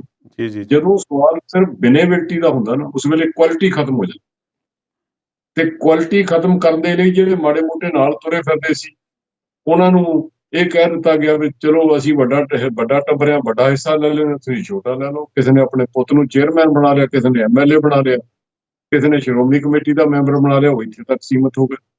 ਜੇ ਕਿਸੇ ਨੇ ਆਵਾਜ਼ ਉੱਚੀ ਕਰਨ ਦੀ ਕੋਸ਼ਿਸ਼ ਕੀਤੀ ਤੇ ਉਹਨੂੰ ਬਾਹਰ ਤੋੜ ਦਿੱਤਾ ਤੇ ਆਪਣੇ ਆਪ ਹੀ ਪੰਥ ਬਣ ਕੇ ਬਹਿ ਗਏ, ਪੰਥ ਦੀ ਪਰਿਭਾਸ਼ਾ ਹੀ ਤਬਦੀਲ ਕਰ ਦਿੱਤੀ। ਤੇ ਜਦੋਂ ਐਸੇ ਹਾਲਾਤ ਹੋਣ, ਮੈਂ ਜ਼ਿਕਰ ਕੀਤਾ ਬਾਰ-ਬਾਰ, ਉਹ ਜਿਹੜਾ ਤੁਸੀਂ ਆਰਟੀਕਲ ਦਾ ਜ਼ਿਕਰ ਕਰਦੇ ਹੋ, ਮੈਂ ਉਹਦੇ ਵਿੱਚ ਵੀ ਜ਼ਿਕਰ ਕੀਤਾ ਵੀ ਅਕਾਲੀ ਦਲ ਦਾ ਖਾਸਾ ਪੰਥਕ ਹੈ। ਤੇ ਪੰਥ ਕੀ ਹੈ? ਪੰਥ ਐਸੇ ਹਾਲਾਤਾਂ ਵਿੱਚ ਅਸੀਂ ਆਪਣੀ ਹਯਾਤੀ ਵਿੱਚ ਹੀ ਦੇਖਿਆ। ਪੰਥ ਤੇ ਕਹਿੰਦਾ ਸੀ ਵੀ ਚੋਣ ਨਿਸ਼ਾਨ ਤੱਕੜੀ ਚਾਹੀਦਾ, ਵੋਟ ਮੈਂ ਪਾ ਦੇਣੀ, ਬੇਸ਼ੱਕ ਬੰਦਾ ਕੋਈ ਖੜਾ ਹੋਵੇ, ਹਨਾ ਜੀ। ਤੇ ਇਹ ਅੱਜ ਜੇ ਪੰਥ ਉਸ ਤੱਕੜੀ ਨੂੰ ਤੇ ਤੱਕੜੀ ਫੜਨ ਵਾਲੇ ਜਿਹੜੇ ਫੜ ਕੇ ਬੈਠੇ, ਉਹਨਾਂ ਨੂੰ ਨਫ਼ਰਤ ਕਰ ਰਿਹਾ, ਕਿਉਂ ਕਰ ਰਿਹਾ? ਉਹ ਇਸੇ ਕਰਕੇ ਕਰ ਰਿਹਾ ਵੀ ਉਸ ਤੱਕੜੀ ਨੇ ਪੰਥਕ ਕੁਰਬਾਨੀ ਦਾ ਅਪਮਾਨ ਕੀਤਾ, ਪੰਥਕ ਬਰਬਾਦੀ ਦਾ ਕਾਰਨ ਆਪਣੀ ਕੁੰਭਾਕਰ ਪਰਵਰੀ ਕਰਕੇ ਕੀਤਾ। ਉਹਨਾਂ ਲੋਕਾਂ ਨੂੰ ਉਹਦੇ ਵਿੱਚ ਥਾਂ ਦੇ ਦਿੱਤੀ, ਜਮਾਤ ਵਿੱਚ, ਜਿਹਨਾਂ ਦੀ ਕੋਈ ਉਹਦਾ ਲੈਣ ਦੇਣ ਵੀ ਨਹੀਂ, ਜਿਹੜੇ ਪੰਥ ਵਿਰੋਧੀ, ਈਵਨ ਇੱਥੇ ਤੱਕ ਜਿਹੜੇ ਸਿੱਖਾਂ ਦੇ ਮੁੰਡੇ ਮਾਰਦੇ ਰਹੇ, ਉਹਨਾਂ ਨੂੰ ਅਹੁਦੇਦਾਰੀਆਂ ਦੇ ਦਿੱਤੀ। ਇਹ ਸਾਰਾ ਕੁਝ ਤੇ ਬਾਰ-ਬਾਰ ਫਿਰ ਪੰਥ ਨੇ ਤਾਂ ਫਿਰ ਵੀ ਜਗਾਇਆ। ਮੈਂ ਜ਼ਿਕਰ ਕੀਤਾ ਵੀ ਤੁਹਾਨੂੰ ਪਹਿਲਾਂ ਪੰਥ ਨੇ 99 'ਚ ਜਗਾਇਆ, ਫਿਰ ਤੁਹਾਨੂੰ ਪੰਥ ਨੇ, ਜਦ ਤੁਸੀਂ ਨਹੀਂ ਹਟੇ, ਫਿਰ ਤੁਹਾਨੂੰ 7 'ਚ ਸਰਕਾਰ ਤੁਹਾਡੀ ਬਣਾਤੀ, ਤੁਸੀਂ ਫਿਰ ਹੰਕਾਰੀ ਹੋ ਗਏ। ਫਿਰ ਤੁਸੀਂ ਆਖਿਆ ਵੀ ਨਹੀਂ ਜੀ, ਹੁਣ ਅਸੀਂ ਪੰਥ ਤੋਂ ਕੁਝ ਨਹੀਂ ਲੈਣਾ ਤੇ ਅਸੀਂ ਤੇ ਵਿਕਾਸ ਦੇ ਨਾਂ ਤੇ ਚੋਣਾਂ ਲੜਾਂਗੇ। ਤੁਸੀਂ ਵਿਕਾਸ ਦੇ ਨਾਂ ਤੇ ਲੜ ਕੇ ਦੇਖੀਆਂ, ਸਰਕਾਰ ਤਾਂ ਤੁਸੀਂ ਬਣਾ ਲਈ 12 'ਚ, ਤੇ 12 ਤੋਂ ਬਾਅਦ ਹੀ ਪੰਥ ਫਿਰ ਜਾਗਿਆ। ਜਸਪਾਲ ਸਿੰਘ, ਚੌੜ ਸਿੱਧਵਾਂ ਵਰਗੇ ਲੋਕ ਸੜਕਾਂ ਤੇ ਨਿਕਲੇ, ਤੁਸੀਂ ਗੋਲੀਆਂ ਮਾਰ ਕੇ ਮਾਰ ਦਿੱਤੇ। ਫਿਰ ਕਦੀ ਗੁਰਬਖਸ਼ ਸਿੰਘ ਨਿਕਲਿਆ, ਕਦੀ ਬਾਬਾ ਸੂਰਤ ਸਿੰਘ ਅੱਜ ਤੱਕ ਸੰਘਰਸ਼ ਲੜ ਰਿਹਾ, ਕਦੀ ਬੇਅਦਬੀ ਕਾਂਡ ਹੋ ਜਾਂਦਾ ਤੁਹਾਡੇ ਰਾਜ ਵਿੱਚ, ਕਦੀ ਦਰਸ਼ਨ ਸਿੰਘ ਲੋਹਾਰਾਂ ਵਰਗੇ ਕਤਲ ਹੋ ਜਾਂਦੇ, ਤੁਹਾਡੀ ਪੁਲਿਸ ਦੀ ਗੋਲੀ ਨਾਲ ਸ਼ਹੀਦ ਹੋ ਜਾਂਦੇ ਆ। ਕਿਸੇ ਨੂੰ ਕੋਈ ਇਨਸਾਫ ਨਹੀਂ। ਤੁਸੀਂ ਸਗੋਂ ਇਹ ਸਾਰਾ ਕੁਝ ਜਾਣਦੇ ਹੋਏ ਵੀ ਫਲਾਣੇ ਬੰਦੇ ਨੇ ਮਹਾਰਾਜ ਦਾ ਸਰੂਪ ਚੱਕਿਆ, ਫਲਾਣੇ ਨੇ ਇਸ਼ਤਿਹਾਰ ਲਾਏ ਨੇ, ਤੁਹਾਨੂੰ ਸਭ ਪਤਾ ਸੀ, ਸਰਕਾਰਾਂ ਨੂੰ ਕੀ ਨਹੀਂ ਪਤਾ ਹੁੰਦਾ, ਤੇ ਤੁਸੀਂ ਫਿਰ ਉਹਨੂੰ ਮਾਫੀਆਂ ਦੇਣ ਦੇ ਰਾਹ ਤੁਰ ਪਏ। ਪੰਥ ਨੇ ਤੁਹਾਨੂੰ ਫੇਰ ਝੰਜੋੜਿਆ। ਤੁਹਾਡਾ ਜਿਹੜਾ ਤੁਹਾਡੀਆਂ ਨਕਾਰਾਤਮਕ ਚੀਜ਼ਾਂ ਸੀਗੀਆਂ, ਤੁਹਾਡੀ ਜਿਹੜਾ ਪੰਥ ਵਿਰੋਧੀ ਸਰਗਰਮੀਆਂ ਸੀ ਉਹਦਾ ਫਾਇਦਾ 14 ਦੇ ਵਿੱਚ ਆਪ ਪਾਰਟੀ ਲੈ ਗਈ, ਉਹਨਾਂ ਦੇ 4 MLA MP ਜਿੱਤ ਗਏ। ਤੁਸੀਂ ਫੇਰ ਨਾ ਬੰਦੇ ਬਣੇ। ਫਿਰ ਪੰਥ ਨੇ ਕਿਹਾ ਵੀ ਚਲੋ ਇਹ ਝਾੜੂ ਵਾਲਿਆਂ ਨੇ ਵੀ ਸਾਨੂੰ ਇਨਸਾਫ ਨਹੀਂ ਦਿੱਤਾ ਬੇਅਦਬੀ ਦਾ, ਅਮਰਿੰਦਰ ਦੇ ਬੰਦਿਆਂ ਨੇ ਜਾ ਕੇ ਉੱਥੇ ਹਾਂ ਦਾ ਨਾਰਾ ਮਾਰਿਆ, ਪੰਥ ਨੇ ਉਹਨਾਂ ਦੀ ਮਦਦ ਕਰਤੀ, ਪੰਥ ਨੇ ਤੁਹਾਨੂੰ ਫੇਰ ਜਗਾਇਆ, ਤੁਸੀਂ ਫੇਰ ਨਹੀਂ ਜਾਗੇ। ਬਾਰ-ਬਾਰ ਪੰਥ ਨੇ ਤੁਹਾਡੇ ਕੰਨ ਮਰੋੜ ਕੇ ਜਗਾਉਣ ਦੀ ਕੋਸ਼ਿਸ਼ ਕੀਤੀ, ਤੁਸੀਂ ਨੇ ਜਾਗੇ ਆਪਣੇ ਹੰਕਾਰ 'ਚ ਸੁੱਤੇ ਰਹੇ। ਤੇ ਅਖੀਰ ਤੇ ਆ ਜਿਹੜੀ ਹੁਣ ਹਾਲਾਤ ਪੰਥ ਨੇ ਕੀਤੀ ਹੈ, ਇਸ ਤੋਂ ਬੱਤਰ ਹਾਲਾਤ ਨਹੀਂ ਹੋ ਸਕਦੀ। ਅਕਾਲੀ ਦਲ ਜਿਹੜਾ ਸੰਘਰਸ਼ਾਂ ਦਾ ਮੋਢੀ ਰਿਹਾ ਹੋਵੇ, ਪੰਜਾਬ ਦੇ ਹਿੱਤਾਂ ਦੀ ਪਹਿਰੇਦਾਰ ਰਿਹਾ ਹੋਵੇ, ਪੰਥ ਦਾ ਰਾਖਾ ਰਿਹਾ ਹੋਵੇ, ਉਹਨੂੰ ਲੋਕ 5ਵੇਂ ਨੰਬਰ ਤੇ ਸਿੱਟ ਦੇਣ। ਤੇ ਤੁਸੀਂ ਤਾਂ ਹਾਲਾਤ ਵੀ ਉਹ ਬਣਾਤੀ, ਪੰਥ ਦੀ ਖਾਤਰ ਕੁਰਬਾਨੀ ਕਰਨ ਵਾਲਾ ਬਲਵੰਤ ਸਿੰਘ ਰਾਜੋਆਣਾ, ਉਹਨੂੰ ਆਪਣੇ ਤੁਸੀਂ ਕੁਟਲ ਨੀਤੀਆਂ ਦਾ ਸ਼ਿਕਾਰ ਬਣਾ ਦਿਆ ਉਸ ਪਰਿਵਾਰ ਨੂੰ। ਤੇ ਉਹ ਜਿੱਦਾਂ ਕਹਿੰਦੇ ਹੁੰਦੇ ਨਾ ਕਹਾਣ ਪਾਉਂਦੇ, ਆਪੂ ਡੁੱਬੀ ਬਾਹਮਣੀ ਨਾਲ ਜਜਮਾਨ ਵੀ ਡੁੱਬੇ, ਨਾਲ ਉਹਨੂੰ ਵੀ ਵਿਚਾਰੇ ਦਾ ਉਹਦਾ ਵੀ ਸਾਰੀ ਕਿਰਦਾਰ ਕੁਸ਼ੀ ਕਰਕੇ। ਇਹ ਸਰਦਾਰ ਸਾਹਿਬ, ਚਲੋ ਇਹ ਤੇ ਇਹਨਾਂ ਦੀ ਗੱਲ ਹੋਈ ਕਿ ਇਹਨਾਂ ਨੇ ਕੀ ਕੀਤਾ ਤੇ ਕਿਵੇਂ ਕੀਤਾ, ਪਰ ਗੱਲ ਇੱਕ ਹੈ ਜੀ ਕਿ ਕੀ ਪੰਥ ਦੇ ਵਿੱਚ ਕੋਈ ਇਹੋ ਜਿਹੀਆਂ ਮੋਹਤਬਰ ਸ਼ਖਸੀਅਤਾਂ, ਧੜੱਲੇਦਾਰ ਆਗੂ, ਨਿਤੜਕ ਆਗੂ ਜਿਨ੍ਹਾਂ ਨੇ ਜੀਵਨ ਲੇਖੇ ਲਾ ਦਿੱਤੇ, ਉਹ ਕਿੱਦਾਂ ਲਾਂਭੇ ਹੋ ਗਏ ਜੀ? ਕੀ ਉਹਨਾਂ 'ਚ ਇੰਨੀ ਸਖਤ ਨਹੀਂ ਸੀ? ਉਹ ਆਪਣੇ ਜ਼ੋਰ ਨਾਲ ਇਹਨਾਂ ਦੇ ਸਾਹਮਣੇ ਖਲੋ ਨਹੀਂ ਸਕੇ? ਕਿਹੜੀ ਚੀਜ਼ ਨੇ ਉਹਨਾਂ ਨੂੰ ਪਛਾਣ ਤੱਕ ਦਿੱਤਾ? ਨਹੀਂ, ਉਹ ਇਸ ਤਰ੍ਹਾਂ ਪਿੱਛੇ ਹਟ ਗਏ ਕਿਉਂਕਿ ਜਿਹੜੇ ਕੁਰਬਾਨੀ ਵਾਲੇ ਵਰਕਰ ਹੁੰਦੇ ਨਾ, ਉਹਨਾਂ ਨੂੰ ਅਕਾਲੀ ਦਲ ਦੀ ਜਥੇਬੰਦੀ ਬਚਾਉਂਦੀ ਹੁੰਦੀ ਸੀ, ਸਰਕਾਰ ਨਹੀਂ ਸੀ ਬਚਾਉਂਦੀ। ਤੇ ਇੱਥੇ ਕੰਮ ਹੀ ਉਲਟ ਹੋ ਗਿਆ। ਅਕਾਲੀ ਦਲ ਦਾ ਪ੍ਰਧਾਨ ਵੀ ਪ੍ਰਕਾਸ਼ ਸਿੰਘ ਬਾਦਲ, ਤੇ ਉਹਦਾ ਜਿਹੜਾ ਉਪ ਪ੍ਰਧਾਨ ਹੈ ਉਹ ਸੁਖਬੀਰ ਸਿੰਘ ਬਾਦਲ, ਤੇ ਮੰਤਰੀ ਜਿਹੜੇ ਸਰਕਾਰ 'ਚ ਬਣਦੇ ਰਹੇ, ਸਾਲਾ ਵੀ ਸਾਲਾ ਜਨਰਲ ਸਕੱਤਰ ਤੇ ਭਣੋਈਆ ਸੀਨੀਅਰ ਮੀਤ ਪ੍ਰਧਾਨ। ਸਰਕਾਰ ਬਣ ਗਈ ਤਾਂ ਉਹਦੇ 'ਚ ਵੀ ਏਦਾਂ ਹੀ, ਮੁੱਖ ਮੰਤਰੀ ਪਿਓ ਤੇ ਪੁੱਤਰ ਉਪ ਮੁੱਖ ਮੰਤਰੀ, ਸਾਲਾ ਵੀ ਵਜ਼ੀਰ, ਭਣੋਈਆ ਵੀ ਵਜ਼ੀਰ। ਜੇ ਉਹ ਬੀਬੀ ਰਹਿ ਗਈ ਤਾਂ ਉਹਨੂੰ ਦਿੱਲੀ ਦੀ ਵਜ਼ੀਰ ਬਣਾ ਦਿੱਤਾ। ਕਿੰਨੇ ਅਕਾਲੀ ਜਿਹੜੇ ਉਸ ਬੀਬੀ ਦੀ ਉਮਰ ਤੋਂ ਵੀ ਵੱਡੀ ਸੇਵਾ ਵਾਲੇ ਸੀ, ਉਹਨਾਂ ਨੂੰ ਨਕਾਰ ਕੇ ਉਹਨੂੰ ਦਿੱਲੀ ਵਿੱਚ ਵਜ਼ੀਰ ਬਣਾ ਦਿੱਤਾ। ਕਿੱਥੇ ਕੁਰਬਾਨੀ ਰਹਿ ਗਈ ਸੀ? ਤੇ ਨਾ ਕਿਸੇ ਦੀ ਹਿੰਮਤ ਸੀ। ਹਿੰਮਤ ਇਸ ਕਰਕੇ ਨਹੀਂ ਸੀ, ਰੁਸਵਾਈ ਬੰਦਾ ਜਦੋਂ ਕੋਈ ਗੱਲ ਕਰਦਾ ਨਾ, ਕਿਤੇ ਆਪਣਾ ਇਤਰਾਜ਼ ਕਰਦਾ, ਆਪਣੀ ਪਾਰਟੀ ਕੋਲ ਕਰਦਾ ਹੁੰਦਾ। ਪਾਰਟੀ 'ਚ ਵੀ ਉਹੀ ਟੱਬਰ ਤੇ ਸਰਕਾਰ 'ਚ ਵੀ ਉਹੀ ਟੱਬਰ, ਇਨਸਾਫ ਕਿਹਨੇ ਦੇਣਾ ਸੀ? ਸਰਦਾਰ ਸਾਹਿਬ, ਬੰਦੀ ਸਿੰਘਾਂ ਦੀ ਰਿਹਾਈ ਦਾ ਮੁੱਦਾ ਉਠਾਇਆ ਇਸ ਵਾਰੀ, ਉਸਨੂੰ ਇਸ਼ੂ ਬਣਾਉਣ ਦੀ ਕੋਸ਼ਿਸ਼ ਕੀਤੀ ਹੈ ਤੇ ਸੰਦੇਸ਼ ਇਹ ਦਿੱਤਾ ਗਿਆ ਲੋਕਾਂ ਨੂੰ, ਪੰਥ ਨੂੰ, ਸੰਗਤ ਨੂੰ, ਕਿ ਇੱਕ ਵਾਰ ਜ਼ੋਰਦਾਰ ਤਰੀਕੇ ਨਾਲ ਬੀਬੀ ਕਮਲਦੀਪ ਕੌਰ ਰਾਜੋਆਣਾ ਨੂੰ ਜਿਤਾ ਦਿਓ ਤੇ ਲੋਕਾਂ ਦੇ ਵਿੱਚ ਇਹ ਸੰਦੇਸ਼ ਜਾਵੇਗਾ ਕਿ ਸਾਰੇ ਲੋਕ ਜਿਹੜੇ ਸੰਗਰੂਰ ਵਾਸੀ ਘੱਟੋ ਘੱਟ ਜਿਸ ਤਰ੍ਹਾਂ ਇੱਕ ਪਾਸੇ ਹੋ ਕੇ ਵੋਟਾਂ ਪਾ ਰਹੇ ਨੇ, ਬੰਦੀ ਸਿੰਘਾਂ ਨੂੰ ਰਿਹਾ ਕੀਤਾ ਜਾਣਾ ਚਾਹੀਦਾ, ਉਸ ਦੀ ਮੰਗ ਜ਼ੋਰਦਾਰ ਤਰੀਕੇ ਨਾਲ ਉੱਠੇਗੀ। ਪਰ ਸਵਾਲ ਇਹ ਪੈਦਾ ਹੁੰਦਾ, ਅੱਜ 5ਵੇਂ ਨੰਬਰ ਤੇ ਆ ਗਏ ਤੇ ਇਸ ਦਾ ਮਤਲਬ ਕਤਈ ਵੀ ਇਹ ਸਮਝ ਲਿਆ ਜਾਣਾ ਚਾਹੀਦਾ ਕਿ ਲੋਕ ਬੰਦੀ ਸਿੰਘਾਂ ਦੀ ਰਿਹਾਈ ਨਹੀਂ ਚਾਹੁੰਦੇ। ਨਹੀਂ, ਬੰਦੀ ਸਿੰਘਾਂ ਦੀ ਰਿਹਾਈ ਹਰ ਸਿੱਖ ਚਾਹੁੰਦਾ, ਪਰ ਲੋਕ ਇਹਨਾਂ ਦੀਆਂ ਲੂੰਬੜ ਚਾਲਾਂ ਦੇ ਵਾਕਫ ਹੋ ਗਏ। ਲੋਕਾਂ ਨੂੰ ਇਹ ਪਤਾ ਲੱਗ ਗਿਆ ਵੀ ਜੇ ਇੱਕ MP ਬਣਨ ਦੇ ਨਾਲ, ਜੇ ਉਹ ਭੈਣ ਜੀ ਬਣ ਵੀ ਜਾਂਦੀ MP, ਤੇ ਉਹਨਾਂ ਨੂੰ ਪਤਾ MP ਦੀ ਹੈਸੀਅਤ ਕੀ ਹੁੰਦੀ ਹੈ। ਜੇ MP ਛਡਾ ਸਕਦਾ ਤੇ ਇਹ ਦੋਨੋਂ ਤੀਵੀਂ ਆਦਮੀ ਦੋਨੋਂ ਹੀ ਉੱਥੇ MP ਨੇ, ਇਹ ਕੀ ਕਰਦੇ ਆ ਉੱਥੇ? 10 ਸਾਲ ਤੋਂ MP ਆ, 10 ਸਾਲ ਸਰਕਾਰ ਕੀਤੀ ਇਹਨਾਂ ਨੇ, ਕਦੀ ਕੇਂਦਰ 'ਚ ਵਜ਼ੀਰ ਬਣ ਗਏ, ਕਦੀ ਕੁਛ ਬਣ ਗਏ। ਉਹ ਇੱਕ ਵਿਚਾਰੀ MP ਬਣ ਵੀ ਜਾਂਦੀ ਤੇ ਉਹ ਕੀ ਕਰ ਲੈਂਦੇ? ਲੋਕ ਇਹ ਕੁਟਲ ਚਾਲਾਂ ਨੂੰ ਸਮਝਦੇ ਸੀ ਵੀ ਇਹਨਾਂ ਨੇ ਜਦੋਂ ਰਾਜ ਕੀਤਾ ਉਸ ਵੇਲੇ ਇਹਨਾਂ ਨੂੰ ਬੰਦੀ ਸਿੱਖ ਚੇਤੇ ਨਹੀਂ ਆਏ, ਜੀ, ਤੇ ਜਦੋਂ ਇਹ ਹੁਣ ਪਾਰਲੀਮੈਂਟ ਵਿੱਚ ਬੈਠੇ ਆ ਦੋਨੋਂ ਹੀ, ਤੇ ਉਸ ਵੇਲੇ ਇਹਨਾਂ ਨੂੰ ਬੰਦੀ ਸਿੱਖ ਚੇਤੇ ਨਹੀਂ ਆਏ। ਤੇ ਹੁਣ ਲੋਕਾਂ ਨੂੰ ਪਤਾ ਸੀ ਵੀ ਇਹ ਹੁਣ ਬੰਦੀ ਸਿੱਖਾਂ ਦੇ ਮੋਢੇ ਤੇ ਰੱਖ ਕੇ ਬੰਦੂਕ ਚਲਾਉਣੀ ਚਾਹੁੰਦੇ ਆ ਔਰ ਆਪਣਾ ਖੁੱਸਿਆ ਵਕਾਰ ਬਹਾਲ ਕਰਾਉਣਾ ਚਾਹੁੰਦੇ ਆ। ਉਹਦੇ ਲਈ ਪਖੰਡ ਰਚਦੇ ਆ। ਕਦੀ ਅਕਾਲ ਤਖਤ ਨੂੰ ਕਹਿ ਕੇ ਪੰਥਕ ਏਕਤਾ ਕਰਨੀ ਆ ਜੀ, ਮੀਟਿੰਗ ਕਰ ਲੈਂਦੇ ਆ, ਕਦੀ ਕੁਛ ਕਰਦੇ ਆ। ਇੱਕ ਜਥਾ ਮਾਨ ਸਾਹਿਬ ਕੋਲ ਚਲੇ ਜਾਂਦਾ, ਇੱਕ ਜਥਾ ਬੀਬੀ ਕਮਲਦੀਪ ਕੌਰ ਚਲੇ ਜਾਂਦਾ, ਵੀ ਜਿਹੜਾ ਮੈਨੂੰ ਉਹੀ ਸਹੀ। ਸਰਦਾਰ ਸਾਹਿਬ, ਆਮ ਜਿਹੜੇ ਤੁਹਾਡੀ ਤਾਂ ਮੇਰੀ ਉਮਰ ਦੇ ਲੋਕ ਨੇ ਉਹ ਬਖੂਬੀ ਜਾਣਦੇ ਨੇ ਕਿ ਪਿਛਲੇ ਸਾਲਾਂ ਦੇ ਵਿੱਚ ਅਸੀਂ ਜ਼ਿਆਦਾ ਨਾ ਪਿੱਛੇ ਜੇ ਤੇ 84 ਦੇ ਆਸ-ਪਾਸ ਤੋਂ ਬਾਅਦ ਵਿੱਚ ਜਾਂ ਉਸ ਦੇ ਆਸ-ਪਾਸ ਜੋ ਸਿੱਖਾਂ ਦੇ ਨਾਲ ਜੋ ਵਾਪਰਿਆ, ਦੁਨੀਆ ਦੇ ਤਖਤੇ ਤੇ ਵਾਪਰਿਆ, ਉਹ ਸਾਰਿਆਂ ਤੋਂ ਲੁਕਿਆ ਨਹੀਂ ਹੈ। ਪਰ ਜਦੋਂ ਅਕਾਲੀ ਦਲ ਬਾਦਲ ਸਟਰੋਂਗ ਹੋ ਜਾਂਦਾ ਹੈ, ਚਲੋ ਜੇ ਉਹ ਏਜੰਡਾ ਵੀ ਆਪਣਾ ਘੱਟੋ ਘੱਟ ਪੰਥਕ ਰੱਖਦੇ ਤੇ ਉਹ ਘੱਟੋ ਘੱਟ ਉਹਨਾਂ ਲੋਕਾਂ ਦੀਆਂ ਪਾਰਟੀਆਂ ਦੇ ਨੁਮਾਇੰਦਿਆਂ ਨੂੰ ਜਗ੍ਹਾ ਤਾਂ ਨਾ ਦਿੰਦੇ ਜਿਹੜੇ ਉਸ ਨਸਲਕੁਸ਼ੀ ਦੇ ਵਿੱਚ ਤੇ ਉਸ ਸਿੱਖਾਂ ਦੇ ਕਤਲੇਆਮ ਦੇ ਵਿੱਚ ਤੇ ਉਹ ਅਫਸਰਾਂ ਨੂੰ ਮੋਹਰੇ ਨਾ ਲਿਆਉਂਦੇ ਜਿਹੜੇ ਉਸ ਸਾਰੇ ਘਟਨਾਕ੍ਰਮ ਦੇ ਵਿੱਚ ਸ਼ਾਮਲ ਸਨ। ਇਹ ਕਿਵੇਂ ਲੈ ਕੇ ਆ ਗਿਆ? ਮੈਂ ਕਹਿੰਦਾ ਜੀ, ਮੈਂ ਆ ਪਿਛਲੇ ਦਿਨਾਂ ਵਿੱਚ ਸਿੱਧੂ ਮੂਸੇਵਾਲੇ ਦਾ ਗੀਤ ਆਇਆ ਜੀ, ਔਰ ਮੈਂ ਇਸ ਗੱਲ ਤੇ ਖੁਸ਼ੀ ਤੇ ਤਸੱਲੀ ਮਹਿਸੂਸ ਕਰਦਾ ਵੀ ਪੰਜਾਬ ਦੇ ਨੌਜਵਾਨ ਕਲਾਕਾਰ ਕਦੀ ਹੋ ਹੱਲਿਆਂ ਦੇ ਵਿੱਚ ਆਪਣੇ ਆਪ ਨੂੰ ਗਲਤਾਨ ਰੱਖਦੇ ਸੀ, ਕਦੀ ਬੀਬੀਆਂ ਦੇ ਹਾਰ ਸ਼ਿੰਗਾਰ ਦਾ ਜ਼ਿਕਰ ਕਰਦੇ ਸੀ। ਇਹ ਕਰਵਟ ਲਈ ਆ ਪੰਜਾਬ ਦੀ ਜਵਾਨੀ ਨੇ ਵੀ ਉਹਨਾਂ ਨੂੰ ਪੰਜਾਬ ਦੇ ਦਰਦ ਚੇਤੇ ਆਏ, ਪੰਜਾਬ ਦੇ ਹੱਕ ਚੇਤੇ ਆਏ, ਪੰਜਾਬ ਦੇ ਨਾਇਕ ਚੇਤੇ ਆਏ। ਕਦੀ SYL ਦੀਆਂ ਗੱਲਾਂ ਹੁੰਦੀਆਂ, ਕਦੀ ਬਲਵਿੰਦਰ ਜਟਾਣੇ ਦੀਆਂ ਗੱਲਾਂ ਹੁੰਦੀਆਂ। ਇਹ ਕੋਈ ਛੋਟੀਆਂ ਗੱਲਾਂ ਨਹੀਂ ਹੈ। ਪੰਜਾਬ ਦੀ ਜਵਾਨੀ ਆਪਣਾ ਫਰਜ਼ ਸਮਝ ਰਹੀ ਹੈ। ਉਹਨਾਂ ਨੂੰ ਪਤਾ ਹੈ ਕਿ ਇਸ ਧਰਤੀ ਦੇ ਰਹਿਣਾ ਤੇ ਆਹ ਕੁਝ ਕਰਨਾ ਪਵੇਗਾ, ਨਹੀਂ ਤੇ ਸਾਡੀ ਅਣਖ ਤੇ ਗੈਰਤ ਹਮੇਸ਼ਾ ਹੀ ਲੋਕ ਬੰਗਾਰਦੇ ਰਹਿਣਗੇ। ਉਸ ਜਵਾਨੀ ਨੇ ਕਰਵਟ ਲੈ ਕੇ ਆ ਜਿਹੜਾ ਸੰਗਰੂਰ ਦੇ ਵਿੱਚ ਕ੍ਰਿਸ਼ਮਾ ਕੀਤਾ, ਜਿਹੜੇ ਅਰਸ਼ਾਂ ਤੋਂ ਫਰਸ਼ਾਂ ਤੇ ਲਾ ਕੇ ਰੱਖ ਦਿੱਤੇ, ਫਰਸ਼ਾਂ ਵਾਲੇ ਅਰਸ਼ਾਂ ਤੇ ਚਾੜ ਦਿੱਤੇ, ਇਹ ਨੌਜਵਾਨੀ ਦਾ ਕ੍ਰਿਸ਼ਮਾ ਹੀ। ਔਰ ਇਹ ਜਦੋਂ ਜਵਾਨੀ ਆਪਣੇ ਫਰਜ਼ ਸਮਝਣ ਲੱਗ ਪਈ, ਜਵਾਨੀ ਨੂੰ ਇਸ ਗੱਲ ਦਾ ਅਹਿਸਾਸ ਹੋ ਗਿਆ ਵੀ ਜੇ ਅਸੀਂ ਆਪਣੇ ਨਾਇਕਾਂ ਨੂੰ ਭੁੱਲ ਜਾਵਾਂਗੇ, ਆਪਣੇ ਗੌਰਵਮਈ ਵਿਰਸੇ ਨੂੰ ਭੁੱਲ ਜਾਵਾਂਗੇ, ਆਪਣੀਆਂ ਦਸਤਾਰਾਂ ਭੁੱਲ ਜਾਵਾਂਗੇ, ਆਪਣੇ ਪੰਥ ਨੂੰ ਭੁੱਲ ਜਾਵਾਂਗੇ, ਤਾਂ ਸਾਡੀ ਹਾਲਾਤ ਵੀ ਬਾਦਲਾਂ ਵਾਲੀ ਹੋ ਸਕਦੀ। ਸਰਦਾਰ ਸਾਹਿਬ, ਤੁਸੀਂ ਨੌਜਵਾਨੀ ਦੀ ਗੱਲ ਕੀਤੀ ਕਿ ਇਹਨਾਂ ਨੇ ਮੋੜ ਕੱਟਿਆ। ਇਸੇ ਤਰ੍ਹਾਂ ਦਾ ਇੱਕ ਕ੍ਰਿਸ਼ਮਾ ਜਿਹੜਾ ਸੀ, ਉਹ ਵਾਹਿਗੁਰੂ ਦੀ ਬੜੀ ਅਪਾਰ ਕਿਰਪਾ ਨਾਲ ਜਿਹੜਾ ਮੋਰਚੇ ਵਾਲਾ ਸੀ, ਕਿਸਾਨ ਮੋਰਚੇ ਦੀ ਅਸੀਂ ਗੱਲ ਕਰਦੇ ਹਾਂ। ਹਾਲਾਂਕਿ ਅਕਾਲੀ ਦਲ ਦੇ ਪੁਆਇੰਟ ਆਫ ਵਿਊ ਤੋਂ ਮੈਂ ਗੱਲ ਕਰਨੀ ਚਾਹਾਂਗਾ, ਕਿਉਂਕਿ ਉੱਥੇ ਵੀ ਫਿਸਲ ਗਏ ਸਨ ਉਹ। ਪਰ ਦੇਖੋ ਕਿ ਇੱਕ ਦੁਨੀਆ ਦਾ ਇੰਨਾ ਵੱਡਾ ਮੋਰਚਾ ਲੱਗਾ, ਇੰਨੀ ਵੱਡੀ ਸਟੇਜ, ਔਰ ਉਸ ਸਟੇਜ ਦੇ ਉੱਪਰੋਂ ਗੁਰੂ ਗ੍ਰੰਥ ਸਾਹਿਬ ਦਾ ਪ੍ਰਕਾਸ਼ ਹੁੰਦਾ ਹੈ, ਔਰ ਸਵੇਰ ਨੂੰ ਆਸਾ ਦੀ ਵਾਰ ਦਾ ਕੀਰਤਨ ਹੁੰਦਾ, ਸ਼ਾਮ ਨੂੰ ਸੋਦਰ ਦੇ ਪਾਠ ਹੁੰਦੇ ਨੇ, ਕੀਰਤਨ ਹੁੰਦਾ ਹੈ, ਅਰਦਾਸਾ ਸੋਧਿਆ ਜਾਂਦਾ। ਹੁਣ ਜਿਹੜਾ ਇਹ ਜਦੋਂ ਇਹਨਾਂ ਵੱਲ ਵੇਖਦੇ ਹਾਂ ਅਸੀਂ, ਤੇ ਉੱਥੇ ਵੀ ਫਿਸਲ ਗਏ ਤੇ ਲੋਕਾਂ ਨੂੰ ਸਮਝਾਉਣ ਲੱਗ ਗਏ ਕਿ ਦੇਖੋ ਜੀ, ਇਹ ਤੇ ਸਾਡੇ ਹੱਕ ਵਿੱਚ ਨੇ, ਮੋਦੀ ਸਾਹਿਬ ਬਹੁਤ ਵਧੀਆ ਕੰਮ ਕਰ ਰਹੇ। ਫਿਰ ਜਦੋਂ ਬਿਲਕੁਲ ਹੀ ਜ਼ਿਆਦਾ ਲੋਕਾਂ ਨੇ ਫਿਰ ਨਕਾਰ ਹੀ ਦਿੱਤਾ ਇਹਨਾਂ ਨੂੰ, ਫਿਰ ਕਾਫਲੇ ਲੈ ਕੇ ਚੰਡੀਗੜ੍ਹ ਨੂੰ ਨਿਕਲ ਪਏ। ਇਹ ਕਿਵੇਂ ਅਸੀਂ ਚਲੋ ਇੱਕ ਮਿੰਟ ਲਈ ਮੰਨ ਲਏ ਵੀ ਪੰਥਕ ਮੁੱਦੇ ਭੁੱਲ ਗਏ ਸਨ, ਪਰ ਅਕਾਲੀ ਦਲ ਬਾਰੇ ਤਾਂ ਇਹੋ ਹੀ ਕਿਹਾ ਜਾਂਦਾ ਸੀ ਕਿ ਪੰਥ ਦੀ ਤੇ ਕਿਸਾਨਾਂ ਦੀ ਪਾਰਟੀ ਹੈ ਇਹ ਦੂਸਰਾ ਮੁੱਦਾ ਵੀ ਕਿਵੇਂ ਉਸ ਤੋਂ ਵੀ ਹੱਥ ਪਿੱਛੇ ਕਿਵੇਂ ਖਿੱਚ ਲਿਆ ਇਹਨਾਂ ਨੇ? ਦੇਖੋ, ਤੁਸੀਂ ਟੈਲੀਵਿਜ਼ਨ ਇੰਡਸਟਰੀ ਨਾਲ ਜੁੜੇ ਹੋਏ ਹੋ, ਤੁਸੀਂ ਬਹੁਤ ਜਾਗਰੂਕ ਹੋ, ਪੰਜਾਬ ਨੂੰ, ਪੰਜਾਬ ਦੇ ਲੋਕਾਂ ਨੂੰ ਔਰ ਪੰਜਾਬ ਦੇ ਹੱਕਾਂ ਨੂੰ ਸਮਝਣ ਵਾਲੇ। ਤੁਸੀਂ ਇੱਕ ਦੇਖੋ ਵੀ ਮੈਂ ਰੋਜ਼ ਕਈ ਵਾਰੀ ਟੈਲੀਵਿਜ਼ਨ ਦੇ ਉੱਤੇ ਡਿਸਕਸ਼ਨ ਸੁਣੀਆਂ, ਵੱਖ-ਵੱਖ ਪਾਰਟੀਆਂ ਦੇ ਲੋਕ ਆਉਂਦੇ, ਤੇ ਕਈ ਵਾਰੀ ਦੇਖਣ ਵਾਲੇ ਬੰਦੇ ਨੂੰ ਸਰਸਰੀ ਨਿਗਾਹ ਨਾਲ ਭੁਲੇਖਾ ਪੈ ਜਾਂਦਾ ਹੈ। ਕਾਂਗਰਸ ਦਾ ਜਿਹੜਾ ਕੋਈ ਹੋਵੇ ਜਾਂ ਹੋਰ ਕਿਸੇ ਜਮਾਤ ਦਾ ਬੁਲਾਰਾ ਹੁੰਦਾ, ਉਹਦੇ ਅੰਮ੍ਰਿਤਧਾਰੀ ਹੁੰਦਾ, ਤੇ ਅਕਾਲੀਆਂ ਦੇ ਸਿਰ ਤੇ ਨਾ ਪੱਗ ਤੇ ਨਾ ਮੂੰਹ ਤੇ ਦਾੜੀ।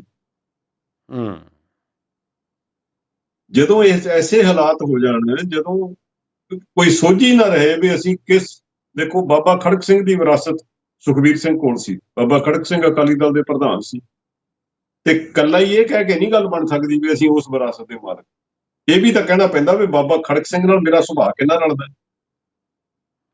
ਮੇਰੀ ਕਾਰਜਸ਼ੈਲੀ ਕਿੰਨੀ ਰਲਦੀ ਹੈ। ਤੇ ਜਦੋਂ ਕਾਰਜਸ਼ੈਲੀਆਂ ਆਪਣੇ ਪੁਰਾਣੇ, ਇਹ ਠੀਕ ਹੈ, ਦਾ ਲੱਗ ਜਾਂਦਾ ਕਈ ਵਾਰੀ। ਸੁਖਬੀਰ ਹੋਰਾਂ ਦਾ ਵੀ ਲੱਗਾ, ਬਾਦਲ ਸਾਹਿਬ ਦੇ ਘਰ ਜੰਮ ਕੇ ਲੀਡਰ ਬਣ ਗਏ, ਨਹੀਂ ਤਾਂ ਇਹਨਾਂ ਨੂੰ ਸਿਆਣੇ ਲੋਕ ਵੀ ਅਕਾਲੀ ਦਲ ਵਿੱਚ ਸੀਗੇ, ਉਹਨਾਂ ਨੂੰ ਕਿਸੇ ਨੇ ਤਾਂ ਨਹੀਂ ਦਿੱਤੀ। ਜਿਹੜਾ ਬੰਦਾ ਕਿਸੇ ਲੀਡਰ ਦੇ ਘਰ ਜੰਮ ਕੇ ਲੀਡਰ ਪੈਦਾ ਹੋਇਆ ਹੋਵੇ ਨਾ, ਉਹ ਪਾਰਟੀਆਂ ਦੀ ਅਸਲੀਅਤ ਨੂੰ ਆਪਣੇ ਪਿੰਡੇ ਤੇ ਹੰਢਾ ਨਹੀਂ ਸਕਦਾ। ਸੁਖਬੀਰ ਸਿੰਘ ਬਾਦਲ ਦਾ ਤੁਸੀਂ ਜ਼ਿਕਰ ਕੀਤਾ ਹੈ, ਮੈਂ ਉਹਨਾਂ ਦੀ ਸ਼ਖਸੀਅਤ ਬਾਰੇ ਤੁਸੀਂ ਇੱਕ ਦੋ ਲਫ਼ਜ਼ਾਂ ਦੇ ਵਿੱਚ ਕੁਝ ਕਹਿਣਾ ਹੋਵੇ ਤੇ ਕੀ ਕਹੋਗੇ? ਮੈਂ ਤਾਂ ਇਹੀ ਕਹਿਣਾ ਵੀ ਉਸ ਸ਼ਖਸ ਨੇ ਜਿਹੜੀ ਵਿਰਸੇ ਵਿੱਚ ਮਿਲੀ ਚੌਧਰ ਸੀ ਨਾ, ਉਹਦੀ ਦੁਰਵਰਤੋਂ ਕਰਕੇ ਅਕਾਲੀ ਦਲ ਦਾ ਭੋਗ ਪਾ 100 ਸਾਲ ਦੀ ਪਾਰਟੀ ਦਾ ਭੋਗ ਪਾਉਣ ਦਾ ਸਿਹਰਾ ਵੀ ਸਰਦਾਰ ਸੁਖਬੀਰ ਸਿੰਘ ਬਾਦਲ ਦੇ ਸਿਰ ਵੱਜਦਾ। ਔਰ ਸੰਗਰੂਰ ਦੀ ਚੋਣ ਜਿਹੜੀ ਹੋਈ ਹੈ ਜੀ, ਸੰਗਰੂਰ ਚੋਣ ਦੇ ਵਿੱਚ ਇੱਕ ਵਾਰ ਫਿਰ ਪੰਥਕ ਸ਼ਖਸੀਅਤ ਉੱਭਰ ਕੇ ਸਾਹਮਣੇ ਆਈ ਹੈ। ਇਹਨਾਂ ਨਾਲ ਬੜੇ ਮਤਭੇਦ ਰਹੇ ਹੋਣ, ਪਰ ਜਾਣੇ ਅਣਜਾਣੇ ਵਿੱਚ ਪਤਾ ਨਹੀਂ, ਮੈਨੂੰ ਨਹੀਂ ਪਤਾ ਇਸ ਗੱਲ ਦਾ ਕਿ ਸੁਖਬੀਰ ਸਿੰਘ ਬਾਦਲ ਨੂੰ ਇਸ ਗੱਲ ਦਾ ਪਤਾ ਲੱਗਾ ਜਾਂ ਨਹੀਂ ਲੱਗਾ ਕਿ ਸਿਮਰਨਜੀਤ ਸਿੰਘ ਮਾਨ ਹੋਣਾ ਨੂੰ ਖੁਦ ਪ੍ਰਮੋਟ ਉਹਨਾਂ ਨੇ ਕਰ ਦਿੱਤਾ, ਪਹਿਲਾਂ ਬੰਦੀ ਸਿੰਘਾਂ ਵਾਲੀ ਰਿਹਾਈ ਵਾਲੀ ਕਮੇਟੀ ਵਿੱਚ ਪਾ ਕੇ, ਤੇ ਫਿਰ ਉਹਨਾਂ ਦੇ ਘਰ ਜਾ ਕੇ ਉਹਨਾਂ ਨਾਲ ਉਹਨਾਂ ਦਾ ਘੱਟੋ ਘੱਟ 65 ਵੱਜ ਗਈ, ਤੇ ਕੁਛ ਉਹਨਾਂ ਨੇ ਆਪ ਮੁੱਦੇ ਉਠਾਏ, ਕੁਛ ਲੋਕ ਜਾਗਰੂਕ ਹੋਏ, ਤੇ ਸਿਮਰਨਜੀਤ ਸਿੰਘ ਮਾਨ ਅੱਜ ਸੰਗਰੂਰ ਦੇ ਲੋਕਾਂ ਨੇ ਜਿਤਾ ਕੇ ਪਾਰਲੀਮੈਂਟ ਵਿੱਚ ਪਹੁੰਚਾ ਦਿੱਤੇ ਨੇ। ਮੈਨੂੰ ਇਹ ਦੱਸੋ ਕਿ ਸਿਮਰਨਜੀਤ ਸਿੰਘ ਮਾਨ ਦਾ ਜਿੱਤਣਾ ਇਹ ਕਿਤੇ ਵਨ ਆਫ ਈਵੈਂਟ ਤਾਂ ਨਹੀਂ? ਕੀ ਉਹਨਾਂ ਦੀ ਪਾਰਟੀ ਦੇ ਹੋਰ ਅਹੁਦੇ ਦੌਰਾਨ ਜਾਂ ਸਿਮਰਨਜੀਤ ਸਿੰਘ ਮਾਨ, ਕਿਉਂਕਿ ਬਜ਼ੁਰਗ ਹੋ ਚੁੱਕੇ ਨੇਤਾ ਨੇ, ਪੰਜਾਬ ਨੂੰ ਉਹਨਾਂ ਤੋਂ ਕੋਈ ਉਮੀਦ ਰੱਖਣੀ ਚਾਹੀਦੀ ਹੈ? ਦੇਖੋ, ਇਹ ਤਾਂ ਵਕਤ ਦੱਸੂਗਾ ਵੀ ਉਹ ਪੰਜਾਬ ਲਈ ਕੀ ਕਰ ਸਕਦੇ ਆ, ਜਾਂ ਪਿਛਲਾ ਉਹਨਾਂ ਦਾ ਜਿਹੜਾ ਟਰੈਕ ਰਿਕਾਰਡ ਉਹ ਕਿਹੋ ਜਿਹਾ ਹੈ, ਉਹ ਸਾਰੇ ਗੱਲਾਂ ਪਤਾ ਹੀ ਹੈ ਸਾਰਿਆਂ ਨੂੰ। ਇੱਕ ਗੱਲ ਚੰਗੀ ਹੋਈ ਹੈ ਕਿ ਪੰਜਾਬ ਦੀ ਧਰਤੀ ਚੋਂ, ਪੰਜਾਬ ਦੀ ਜਵਾਨੀ ਚੋਂ, ਪੰਜਾਬ ਦੀ ਸਿੱਖੀ ਚੋਂ, ਸਿੱਖਾਂ ਦੇ ਵਿੱਚੋਂ ਪੰਥਕ ਮੁੱਦੇ ਮਰੇ ਨਹੀਂ। ਪੰਥਕ ਮੁੱਦੇ ਅੱਜ ਵੀ ਜਿਉਂਦੇ। ਜੀ ਜੀ। ਇਹ ਮਾਰਨ ਦੀ ਕੋਸ਼ਿਸ਼ ਕੀਤੀ ਗਈ ਪਿਛਲੇ ਸਮੇਂ ਦੇ ਦੌਰਾਨ ਵੀ ਆਪਾਂ ਪੰਥ ਤੋਂ ਕੀ ਲੈਣਾ, ਆਪਾਂ ਨੂੰ ਵੋਟਾਂ ਚਾਹੀਦੀਆਂ, ਵੋਟਾਂ ਸਾਰਿਆਂ ਦੀਆਂ ਚਾਹੀਦੀਆਂ, ਵੋਟਾਂ ਜਿਵੇਂ ਮਿਲਦੀਆਂ ਪੈਸੇ ਧੇਲਾ ਦੇ ਕੇ ਨਸ਼ਾ ਪਾਣੀ ਵੰਡ ਕੇ ਸਰਕਾਰ ਬਣਾਓ। ਲੋਕਾਂ ਨੇ ਉਹ ਸਾਰਾ ਕੁਝ ਨਕਾਰ ਦਿੱਤਾ। ਲੋਕਾਂ ਨੇ ਕਿਹਾ ਨਹੀਂ, ਸਾਨੂੰ ਪੰਥ ਪਿਆਰਾ ਪਹਿਲਾਂ ਹੈ, ਤੇ ਉਹਨਾਂ ਨੇ ਚੋਣ ਕੀਤੀ ਹੈ ਬੜੀ ਆਸ ਦੇ ਨਾਲ ਸਰਦਾਰ ਸਿਮਰਨਜੀਤ ਸਿੰਘ ਮਾਨ ਨੇ। ਔਰ ਜਿਹੜੇ ਲੋਕ ਅਸਮਾਨ ਵੱਲ ਨੂੰ ਥੁੱਕਦੇ ਸੀ ਉਹਨਾਂ ਨੂੰ ਘਰਾਂ ਨੂੰ ਤੋਰਿਆ। ਇਹ ਕੋਈ ਛੋਟੀ ਗੱਲ ਨਹੀਂ ਹੈ, ਇਹ ਬਹੁਤ ਵੱਡੀ ਗੱਲ ਹੈ। ਔਰ ਉਹਦੇ ਵਿੱਚ ਮੈਂ ਸਮਝਦਾ ਸਭ ਤੋਂ ਵੱਡਾ ਜੇ ਯੋਗਦਾਨ ਹੈ ਤਾਂ ਸਿੱਖ ਨੌਜਵਾਨੀ। ਸਿੱਖ ਨੌਜਵਾਨੀ ਚਾਹੇ ਉਹ ਪਤਤ ਵੀ ਸੀ, ਉਹ ਵੀ ਮੈਦਾਨ ਵਿੱਚ ਇਸ ਤਰ੍ਹਾਂ ਨਿਤਰੀ ਆ ਕੇ ਵੀ ਨਹੀਂ, ਸਾਨੂੰ ਪੰਥਕ ਮੁੱਦੇ ਜਿਉਂਦੇ ਰੱਖਣ ਦੇ ਲਈ, ਪੰਥ ਦੀ ਬਿਗੜੀ ਸਵਾਰਨ ਦੇ ਲਈ ਸਰਦਾਰ ਸਿਮਰਨਜੀਤ ਸਿੰਘ ਮਾਨ ਨੂੰ ਵੋਟ ਪਾਉਣੀ ਪੈਣੀ। ਇੱਕ ਸਵਾਲ ਪੁੱਛਾਂਗਾ ਜੀ ਸ਼੍ਰੋਮਣੀ ਅਕਾਲੀ ਦਲ ਬਾਰੇ, ਬਾਦਲ ਦਲ ਬਾਰੇ ਕਹਿ ਦਿੰਦੇ ਆ, ਸ਼੍ਰੋਮਣੀ ਅਕਾਲੀ ਦਲ ਬਾਦਲ ਬਾਰੇ, ਤੇ ਉਸ ਤੋਂ ਬਾਅਦ ਸ਼੍ਰੋਮਣੀ ਗੁਰਦੁਆਰਾ ਪ੍ਰਬੰਧਕ ਕਮੇਟੀ ਦੀ ਅਸੀਂ ਗੱਲ ਕਰਾਂਗੇ। ਮੈਨੂੰ ਇਹ ਦੱਸੋ, ਅਕਸਰ ਜਿਹੜੇ ਅੱਜ ਵੀ ਜੁੜੇ ਹੋਏ ਨੇ ਸ਼੍ਰੋਮਣੀ ਅਕਾਲੀ ਦਲ ਬਾਦਲ ਨਾਲ, ਇਹਨਾਂ ਦੇ ਵਰਕਰ ਨੇ, ਸਰਕਲ ਪ੍ਰਧਾਨ ਨੇ, ਚਲੋ ਲੋਕ ਸੋਚਦੇ ਨੇ ਕਿ ਚਲੋ ਯਾਰ ਜੁੜੇ ਆ, ਜਿੱਥੇ ਜੁੜੇ ਰਹੋ, ਇਹ ਜੋ ਕਰਦੇ ਨੇ ਕਰੀ ਜਾਣਾ, ਅਸੀਂ ਤਾਂ ਕੋਈ ਦੇਖੀਏ। ਪਰ ਉਹਨਾਂ ਦਾ ਇੱਕ ਸਵਾਲ ਹੁੰਦਾ, ਅੱਛਾ ਤੁਸੀਂ ਨਹੀਂ ਚਾਹੁੰਦੇ ਪ੍ਰਕਾਸ਼ ਸਿੰਘ ਬਾਦਲ ਨੂੰ, ਚਲੋ ਠੀਕ ਹੈ, ਸੁਖਬੀਰ ਸਿੰਘ ਬਾਦਲ ਨੂੰ ਨਹੀਂ ਚਾਹੁੰਦੇ, ਫਿਰ ਹੋਰ ਕੌਣ? ਇਸ ਸਵਾਲ ਦਾ ਕੀ ਜਵਾਬ ਹੈ? ਜਿਸ ਦਿਨ ਸਰਦਾਰ ਸੁਖਬੀਰ ਸਿੰਘ ਬਾਦਲ ਨਹੀਂ ਸੀ ਜੰਮਿਆ, ਉਦੋਂ ਦੀ ਅਕਾਲੀ ਦਲ ਚੱਲਦਾ ਸੀ, ਤੇ ਜਿਸ ਦਿਨ ਸਰਦਾਰ ਪ੍ਰਕਾਸ਼ ਸਿੰਘ ਬਾਦਲ ਨੇ ਇਸ ਧਰਤੀ ਤੇ ਨਹੀਂ ਹੋਣਾ ਨਾ, ਉਸ ਦਿਨ ਵੀ ਪੰਜਾਬ ਦੀ ਬਾਤ ਪੈਂਦੀ ਰਹਿਣੀ। ਇਹ ਜਥੇਬੰਦੀ ਸ਼੍ਰੋਮਣੀ ਅਕਾਲੀ ਦਲ ਦਾ ਜਿਹੜਾ ਖਾਸਾ ਹੈ ਨਾ, ਇਹ ਕਿਸੇ ਬੰਦਿਆਂ ਦਾ ਮੁਤਾਜ ਨਹੀਂ ਹੈ, ਕਿਸੇ ਸ਼ਖਸੀਅਤਾਂ ਦਾ ਮੁਤਾਜ ਨਹੀਂ। ਜੇ ਕਿਸੇ ਨੇ ਧੱਕੇ ਨਾਲ ਆਪਣੇ ਟੱਬਰ ਦੀ ਸਰਦਾਰੀ ਕਾਇਮ ਰੱਖ ਲਈ ਕੋਈ ਸਮੇਂ ਦੇ ਲਈ, ਤੇ ਉਹਦੇ ਨਾਲ ਉਹ ਖਾਸਾ ਨਹੀਂ ਮਰ ਜਾਂਦਾ। ਉੱਠਣਗੇ ਫਿਰ ਪੰਜਾਬ ਦੇ ਨੌਜਵਾਨ, ਜਿਵੇਂ ਪਹਿਲਾਂ ਅਕਾਲੀ ਦਲ ਬਣਿਆ ਫਿਰ ਬਣ ਜਾਊਗਾ। ਨਵੀਂ ਲੀਡਰਸ਼ਿਪ ਡਿਵੈਲਪ ਹੋ ਜਾਊਗੀ, ਨਵੇਂ ਲੀਡਰ ਜੰਮਣੇ ਬੰਦ ਨਹੀਂ ਹੋਏ।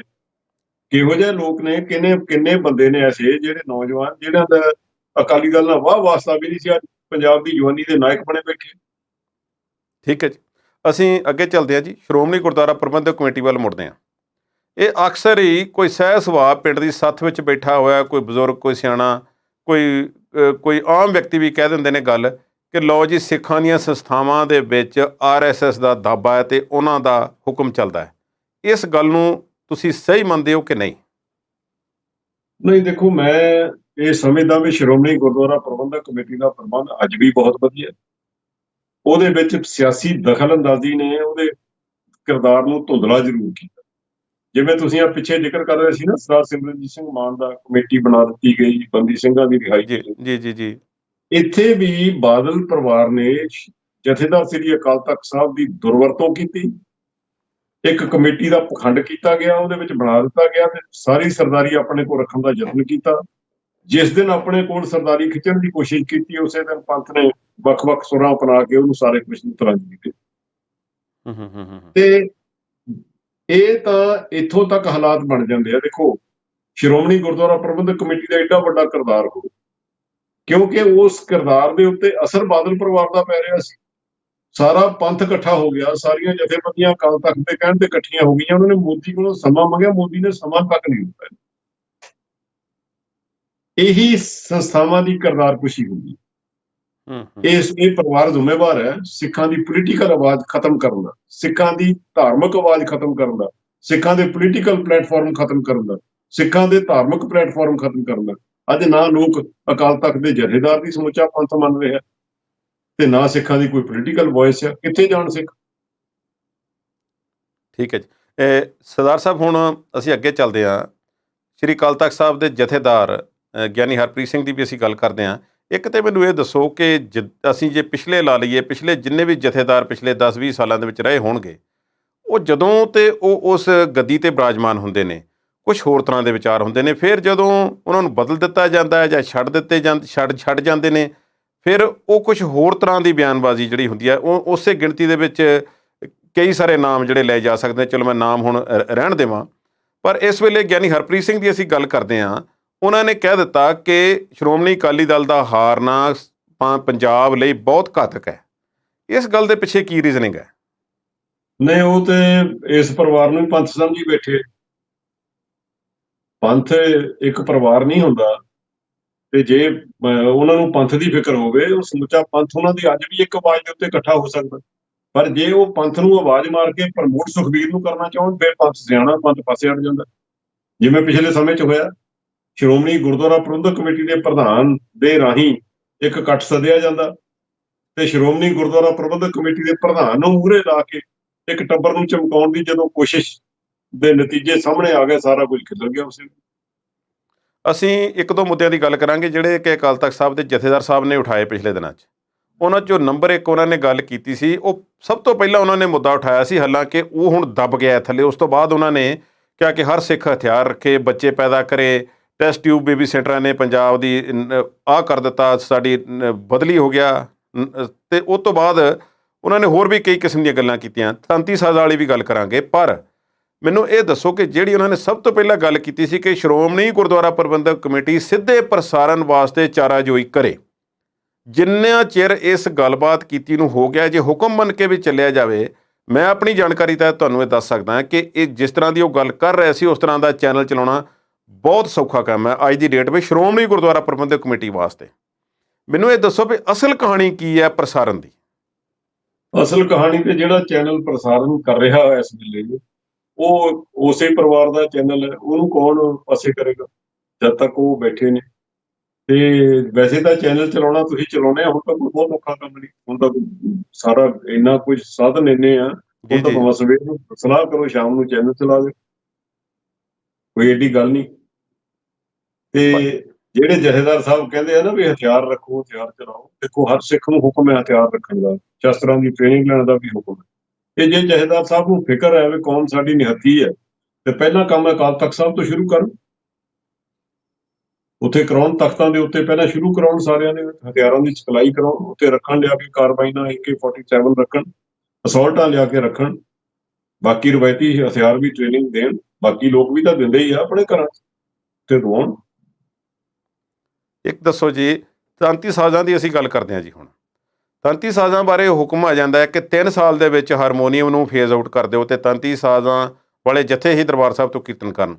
ਇਸ ਵਿੱਚੋਂ ਪਹਿਲਾ ਸਵਾਲ ਤੇ ਮੇਰਾ ਇਹ ਹੋਵੇਗਾ, ਹਾਲਾਂਕਿ ਉਹ 2 ਸਵਾਲ ਚਲੋ ਇਕੱਠੇ ਪੁੱਛ ਲੈਂਦੇ ਹਾਂ ਤੁਹਾਨੂੰ। ਪਹਿਲਾਂ ਤਾਂ ਇਹ ਕਿ ਜਿੰਨੇ ਅਕਸਰ ਆਖ ਦਿੱਤਾ ਜਾਂਦਾ ਕਿ ਜਿੰਨੇ ਜਥੇ ਸ੍ਰੀ ਦਰਬਾਰ ਸਾਹਿਬ ਤੋਂ 24 ਘੰਟੇ ਗੁਰਬਾਣੀ ਦੇ ਕੀਰਤਨ ਵਾਸਤੇ ਚਾਹੀਦੇ ਨੇ, ਉਸ ਤੋਂ ਕਿਤੇ ਵੱਧ ਗੁਣਾ ਗਿਣਤੀ ਜਿਹੜੀ ਹੈ ਹਜ਼ੂਰੀ ਰਾਗੀਆਂ ਦੀ ਜਿਹੜੀ ਹੈ ਤਨਖਾਹ ਦੇ ਉੱਤੇ ਉਹ ਭਰਤੀ ਕੀਤੀ ਗਈ ਹੈ ਸਿਫਾਰਸ਼ੀ ਆਧਾਰ 'ਤੇ ਬਹੁਤੇ।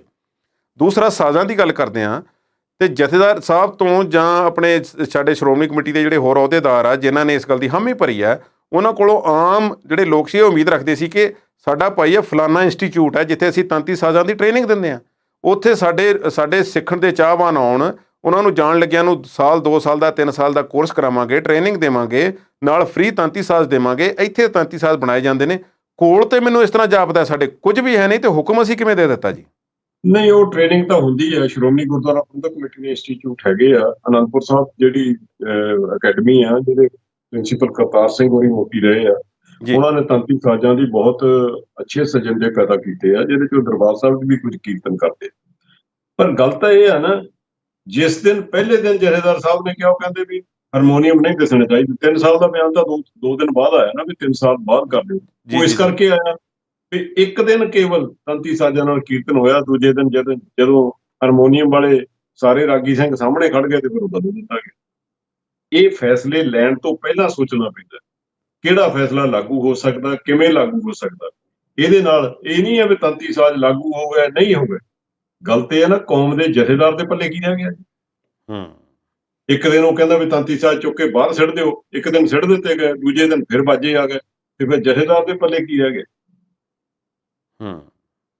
ਹੁਣ ਅਸੀਂ ਇਹ ਉਮੀਦ ਕਿਵੇਂ ਰੱਖ ਸਕਦੇ ਹਾਂ ਕਿ ਜੇ ਸਾਡੇ ਕੋਲ ਇੰਨਾ ਵੱਡਾ ਸਿਸਟਮ ਨਹੀਂ ਹੈ ਤੇ ਫਿਰ ਅਸੀਂ ਉਸ ਵਿੱਚ ਅਗਾਂਹ ਕਿਵੇਂ ਵਧਾਂਗੇ? ਚਲੋ ਅੱਗੇ ਸਿਸਟਮ ਦੀ ਕੋਈ ਪ੍ਰੋਬਲਮ ਨਹੀਂ ਹੈ, ਸਿਸਟਮ ਸਾਰਾ ਕੁਝ ਹੈਗਾ, ਬਸ਼ਰਤੇ ਇਹ ਆ ਇੱਕ ਦਿਨ ਚ ਨਹੀਂ ਕੰਮ ਹੁੰਦਾ। ਗੁਰਬਾਣੀ ਆ, ਗੁਰਬਾਣੀ ਨੂੰ ਗਾਇਨ ਦੇ ਅਲੱਗ-ਅਲੱਗ ਤਰੀਕੇ ਆ। ਹਾਰਮੋਨੀਅਮ ਵੀ ਇੱਕ ਸਾਜ਼ ਹੈ, ਜੇ ਸਾਜ਼ ਦੇ ਉੱਤੇ ਕੀਰਤਨ ਹੋ ਸਕਦਾ, ਹੁੰਦਾ ਰਿਹਾ ਪਹਿਲੇ ਸਮੇਂ ਦੇ ਵਿੱਚ। ਜੇ ਇਹਨੂੰ ਤੁਸੀਂ ਤਬਦੀਲ ਕਰਨਾ ਚਾਹੁੰਦੇ ਆ ਤਾਂ ਇਹਨੂੰ ਸਮਾਂ ਹੁੰਦਾ ਹੈ, ਕੋਈ ਢੰਗ ਤਰੀਕਾ ਹੁੰਦਾ ਹੈ ਬਣਾਉਣ ਦਾ। ਇਹ ਨਹੀਂ ਹੈ ਵੀ ਜੰਮ ਜਾਓ ਚਿੜੀਓ, ਮਰ ਜਾਓ ਚਿੜੀਓ, ਏਦਾਂ ਥੋੜਾ ਹੁੰਦੀਆਂ ਕੌਮਾਂ ਦੇ ਵਿੱਚ। ਜਿਹੜੇ ਸ਼੍ਰੋਮਣੀ ਗੁਰਦੁਆਰਾ ਪ੍ਰਬੰਧਕ ਕਮੇਟੀ ਦੇ ਅਧੀਨ ਅਸੀਂ ਅੱਗੇ ਚੱਲਦੇ ਹਾਂ, ਜਿਹੜੇ ਈਸਾਈ ਮਤ ਤੇ ਜੈਨ ਮਤ ਤੇ ਹੋਰਨਾਂ ਧਰਮਾਂ ਵੱਲੋਂ ਜਿਹੜੇ ਆਪਣੇ ਵਿੱਦਿਅਕ ਅਦਾਰੇ ਚਲਾਏ ਜਾਂਦੇ ਨੇ, ਜਾਂ ਉਹਨਾਂ ਵੱਲੋਂ ਮੈਡੀਕਲ ਸੰਸਥਾਨ ਨੇ, ਜਾਂ ਕੋਈ ਹੋਰ ਤਰ੍ਹਾਂ ਦੀ ਲੋਕਾਂ ਨੂੰ ਆਮ ਫੈਸਿਲਿਟੀ ਦਿੱਤੀ ਜਾਂਦੀ ਹੈ, ਸ਼੍ਰੋਮਣੀ ਗੁਰਦੁਆਰਾ ਪ੍ਰਬੰਧਕ ਕਮੇਟੀ ਦੇ ਸੰਸਥਾਨ ਜਿਹੜੇ ਸੀ ਉਸ ਹਾਣ ਦੇ ਕਿਉਂ ਨਾ ਬਣ ਸਕੇ? ਜਿਵੇਂ ਕਿ ਦੂਸਰੇ ਧਰਮਾਂ ਨੇ ਆਪਣੇ ਬਰਾਬਰ ਐਸਟੈਬਲਿਸ਼ ਕਰ ਲਿਆ, ਜਦ ਕਿ ਫੰਡਾਂ ਦੀ ਤੇ ਜਜ਼ਬੇ ਦੀ ਕੋਈ ਘਾਟ ਨਹੀਂ ਸੀ ਇਸ ਕੌਮ ਦੇ ਕੋਲ। ਨਹੀਂ, ਇਹਦੇ ਨਾਲ ਤਾਂ ਮੈਂ ਤੁਹਾਡੀ ਗੱਲ ਨਾਲ ਸਹਿਮਤ ਨਹੀਂ। ਸ਼੍ਰੋਮਣੀ ਗੁਰਦੁਆਰਾ ਪ੍ਰਬੰਧਕ ਕਮੇਟੀ ਇਸ ਵੇਲੇ ਦੋ ਯੂਨੀਵਰਸਿਟੀ ਚਲਾ ਰਹੀ ਹੈ। ਮੈਡੀਕਲ ਯੂਨੀਵਰਸਿਟੀ ਹੈ, ਇੱਕ ਦੂਜੀ ਯੂਨੀਵਰਸਿਟੀ ਫਤਿਹਗੜ੍ਹ ਸਾਹਿਬ ਚੱਲ ਰਹੀ ਹੈ, ਦੋ ਇੰਜੀਨੀਅਰਿੰਗ ਕਾਲਜ ਹੈ, ਦੋ ਮੈਡੀਕਲ ਕਾਲਜ ਹੈ, ਇੱਕ ਡੈਂਟਲ ਕਾਲਜ ਹੈ ਤੇ 25-30 ਡਿਗਰੀ ਕਾਲਜ ਹੈ, 60 ਦੇ ਉੱਪਰ ਸਕੂਲ ਨੇ, ਪੋਲੀਟੈਕਨਿਕ ਕਾਲਜ ਨੇ। ਇਹ ਇਨਫਰਾਸਟ੍ਰਕਚਰ ਤਾਂ ਬਹੁਤ ਵਧੀਆ ਹੈ। ਨਹੀਂ, ਇਨਫਰਾਸਟ੍ਰਕਚਰ ਵੱਡਾ ਤੇ ਹੈ, ਪਰ ਉਸ ਉੱਚ ਪਾਏ ਦੀ ਜਿਵੇਂ ਯੂਨੀਵਰਸਿਟੀ ਜਿਵੇਂ ਦਿੱਤੀਆਂ। ਨਹੀਂ, ਇਸ ਗੱਲ ਨਾਲ ਮੈਂ ਤੁਹਾਡੀ ਨਾਲ ਸਹਿਮਤ ਨਹੀਂ। ਗੁਰੂ ਨਾਨਕ ਦੇਵ ਇੰਜੀਨੀਅਰਿੰਗ ਕਾਲਜ ਲੁਧਿਆਣਾ ਤੇ ਬਾਬਾ ਬੰਦਾ ਸਿੰਘ ਬਹਾਦਰ ਇੰਜੀਨੀਅਰਿੰਗ ਕਾਲਜ ਫਤਿਹਗੜ੍ਹ ਸਾਹਿਬ ਤੋਂ ਮਿਆਰੀ ਇੰਜੀਨੀਅਰ ਪੈਦਾ ਹੋਏ ਜੀ। ਔਰ ਗੁਰੂ ਰਾਮਦਾਸ ਮੈਡੀਕਲ ਕਾਲਜ ਤੇ ਗੁਰੂ ਰਾਮਦਾਸ ਡੈਂਟਲ ਕਾਲਜ ਹਿੰਦੁਸਤਾਨ ਦੇ ਚੁਣਵੇਂ ਕਾਲਜਾਂ ਦੇ ਵਿੱਚ। ਜੀ, ਮੈਂ ਵਿਰੋਧ ਕਰਨ ਲਈ ਵਿਰੋਧ ਨਹੀਂ ਕਰਦਾ ਜੀ, ਠੀਕ ਹੈ। ਮੇਰਾ ਮਕਸਦ ਸਿਰਫ ਵਿਰੋਧ ਕਰਨ ਲਈ ਵਿਰੋਧ ਕਰਨਾ ਨਹੀਂ। ਇਹ ਮਿਆਰੀ ਸੰਸਥਾਵਾਂ ਹੈ ਜਿਨ੍ਹਾਂ ਤੇ ਹਰ ਸਿੱਖ ਨੂੰ ਮਾਣ ਹੋਣਾ ਚਾਹੀਦਾ। ਇੱਕ ਥੋੜੀ ਜਿਹੀ ਚੀਫ ਖਾਲਸਾ ਦੀਵਾਨ ਦੀ ਅਸੀਂ ਗੱਲ ਕਰਦੇ ਹਾਂ, ਉਹ ਵੀ ਸੰਸਥਾ ਨਾਲ ਹੀ ਜੁੜੀ ਹੋਈ ਸਾਡੇ ਪੰਥ ਦੀਆਂ ਸਿਰਮੌਰ ਸੰਸਥਾਵਾਂ ਦੇ ਵਿੱਚੋਂ ਬੜੇ ਸਕੂਲ ਉਹਨਾਂ ਦੇ ਨਾਲ ਚੱਲਦੇ ਰਹੇ, ਪਰ ਇੱਕ ਪਰਿਵਾਰ ਦੀ ਇਜਾਰੇਦਾਰੀ ਉੱਥੇ ਕਾਇਮ ਕਰ ਦਿੱਤੀ ਗਈ। ਜਿਹੜੇ 13-14 ਸਾਲ ਸਲਤਨਤ ਉਹਨਾਂ ਦੀ ਕਾਇਮ ਰਹੀ, ਸਾਮਰਾਜ, ਤੇ ਉਹ ਜਿਸ ਤਰੀਕੇ ਨਾਲ ਚਲਾਇਆ ਗਿਆ ਤੇ ਜਿਸ ਤਰ੍ਹਾਂ ਦੇ ਮਗਰੋਂ ਫਿਰ ਕਿਰਦਾਰ ਉਹਨਾਂ ਦੇ ਨਿਕਲੇ ਤੇ ਸਭ ਕੁਝ ਸਾਹਮਣੇ ਆਇਆ, ਉਸ ਵਿੱਚੋਂ ਵਧੀਆ ਦੀ ਉਮੀਦ ਅਸੀਂ ਕਿਵੇਂ ਰੱਖ ਸਕਦੇ ਸੀ? ਨਹੀਂ, ਇਹ ਦੇਖੋ, ਹਰ ਇੱਕ ਵਿਅਕਤੀ ਦਾ ਆਪੋ ਆਪਣਾ ਕੰਮ ਕਰਨ ਦਾ ਢੰਗ ਹੈ। ਕਾਮਯਾਬ ਉਹ ਹੁੰਦਾ ਜਿਹਦੇ ਤੇ ਮਾਲਕ ਦੀ ਕਿਰਪਾ। ਸਾਧਨ ਉਸੇ ਬਣ ਜਾਂਦੇ ਨੇ, ਸਭ ਕੁਝ ਬਣ ਜਾਂਦੇ ਨੇ, ਉਹੀ ਸਾਧਨ ਹੁੰਦੇ ਨੇ। ਉਹੀ ਅਕਾਲੀ ਦਲ ਹੈ ਜਿਹੜਾ ਕਈ ਵਾਰੀ ਸਤਿਕਾਰਿਆ ਜਾਂਦਾ ਸੀ ਤੇ ਅੱਜ ਅਕਾਲੀ ਦਲ ਨੂੰ ਕਿਸ ਨਿਗਾਹ ਨਾਲ ਲੋਕ ਦੇਖਦੇ ਆ। ਇਹ ਕੰਮ ਕਰਨ ਦੇ ਢੰਗ ਕਰਕੇ ਹੀ ਕੰਮ ਕਿਸ ਬੰਦੇ ਨੂੰ ਕਿੰਨਾ ਸਮਾਂ ਮਿਲਿਆ, ਕਿੰਨਾ ਉਹਨੇ ਆਪਣਾ ਦਿਆਨਤਦਾਰੀ ਦੇ ਨਾਲ ਸੇਵਾ ਕੀਤੀ, ਉਹੀ ਸਤਿਕਾਰੀ ਹੈ। ਜਿਹੜੀ ਹੁਣ ਬੰਦੀ ਸਿੰਘਾਂ ਵਾਲੀ ਕਮੇਟੀ ਬਣੀ ਸੀ ਜੀ, ਉਸ ਦੇ ਵਿੱਚ ਸਰਦਾਰ ਹਰਜਿੰਦਰ ਸਿੰਘ ਧਾਮੀ ਜਿਹੜੇ ਸੀ ਉਹਨਾਂ ਨੂੰ ਅੱਗੇ ਕੀਤਾ ਗਿਆ, ਤੇ ਬਾਬਾ ਬਲਜੀਤ ਸਿੰਘ ਦਾਦੂਵਾਲ ਨੇ ਬਾਅਦ ਵਿੱਚ ਇਹ ਕਹਿ ਦਿੱਤਾ ਕਿ ਮੈਨੂੰ ਹਰਜਿੰਦਰ ਸਿੰਘ ਧਾਮੀ ਦੇ ਕਿਰਦਾਰ ਤੇ ਕੋਈ ਸ਼ੱਕ ਨਹੀਂ ਹੈ, ਵਧੀਆ ਇਨਸਾਨ ਨੇ, ਸਭ ਕੁਝ ਠੀਕ ਕਰ ਸਕਦੇ ਨੇ, ਪਰ ਸੁਖਬੀਰ ਬਾਦਲ ਦਾ ਮੈਨੂੰ ਇਸ ਕਮੇਟੀ ਵਿੱਚ ਰਹਿਣਾ ਮਨਜ਼ੂਰ ਨਹੀਂ। ਚਲੋ, ਸੁਖਬੀਰ ਬਾਦਲ ਬਾਰੇ ਅਸੀਂ ਗੱਲਬਾਤ ਕਰ ਚੁੱਕੇ ਹਾਂ। ਸਰਦਾਰ ਹਰਜਿੰਦਰ ਸਿੰਘ ਧਾਮੀ ਦੇ ਬਾਰੇ ਅਸੀਂ ਗੱਲ ਕਰਨੀ ਚਾਹੁੰਦੇ ਹਾਂ ਕਿ ਸ਼੍ਰੋਮਣੀ ਕਮੇਟੀ ਦੇ ਮੌਜੂਦਾ ਪ੍ਰਧਾਨ ਬਾਰੇ ਅਕਸਰ ਆਖ ਦਿੱਤਾ ਜਾਂਦਾ ਕਿ ਸਾਫ਼ ਸੁਥਰੀ ਛਵੀ ਹੈ। ਤੁਸੀਂ ਕੀ ਕਹਿਣਾ ਚਾਹੋਗੇ ਉਹਨਾਂ ਦੇ ਵਿਅਕਤੀਤਵ ਬਾਰੇ? ਮੈਂ ਉਹਨਾਂ ਨਾਲ ਕੰਮ ਕੀਤਾ, 96 ਤੋਂ ਮੇਰੇ ਨਾਲ ਮੈਂਬਰ ਰਹੇ ਆ। ਜਦੋਂ ਅਸੀਂ 98 ਦੇ ਵਿੱਚ ਭਾਈ ਰਣਜੀਤ ਸਿੰਘ ਹੋਰਾਂ ਨੇ ਜਦੋਂ ਹੁਕਮ ਕੀਤਾ ਸੀਗਾ ਵੀ ਤੁਸੀਂ ਵਿਸਾਖੀ ਤੱਕ ਦੋਨੋਂ ਲੀਡਰ ਨਾਲ ਰਹੋ, ਟੌਹੜਾ ਸਾਹਿਬ ਤੇ ਬਾਦਲ ਸਾਹਿਬ ਨਾਲ, ਅਸੀਂ ਟੌਹੜਾ ਸਾਹਿਬ ਨਾਲ ਚਲੇ ਗਏ ਸੀ। ਸਰਦਾਰ ਹਰਜਿੰਦਰ ਸਿੰਘ ਸਾਡੇ ਨਾਲ ਰਹੇ। ਚੰਗੇ, ਦਿਆਨਤਦਾਰ, ਗੁਰਮੁਖ, ਨਿਤਨੇਮੀ ਗੁਰਸਿੱਖ ਹੈ, ਮਿਹਨਤੀ ਸੱਜਣ, ਇਮਾਨਦਾਰ ਹੈ, ਸਾਰੇ ਤਰ੍ਹਾਂ ਠੀਕ।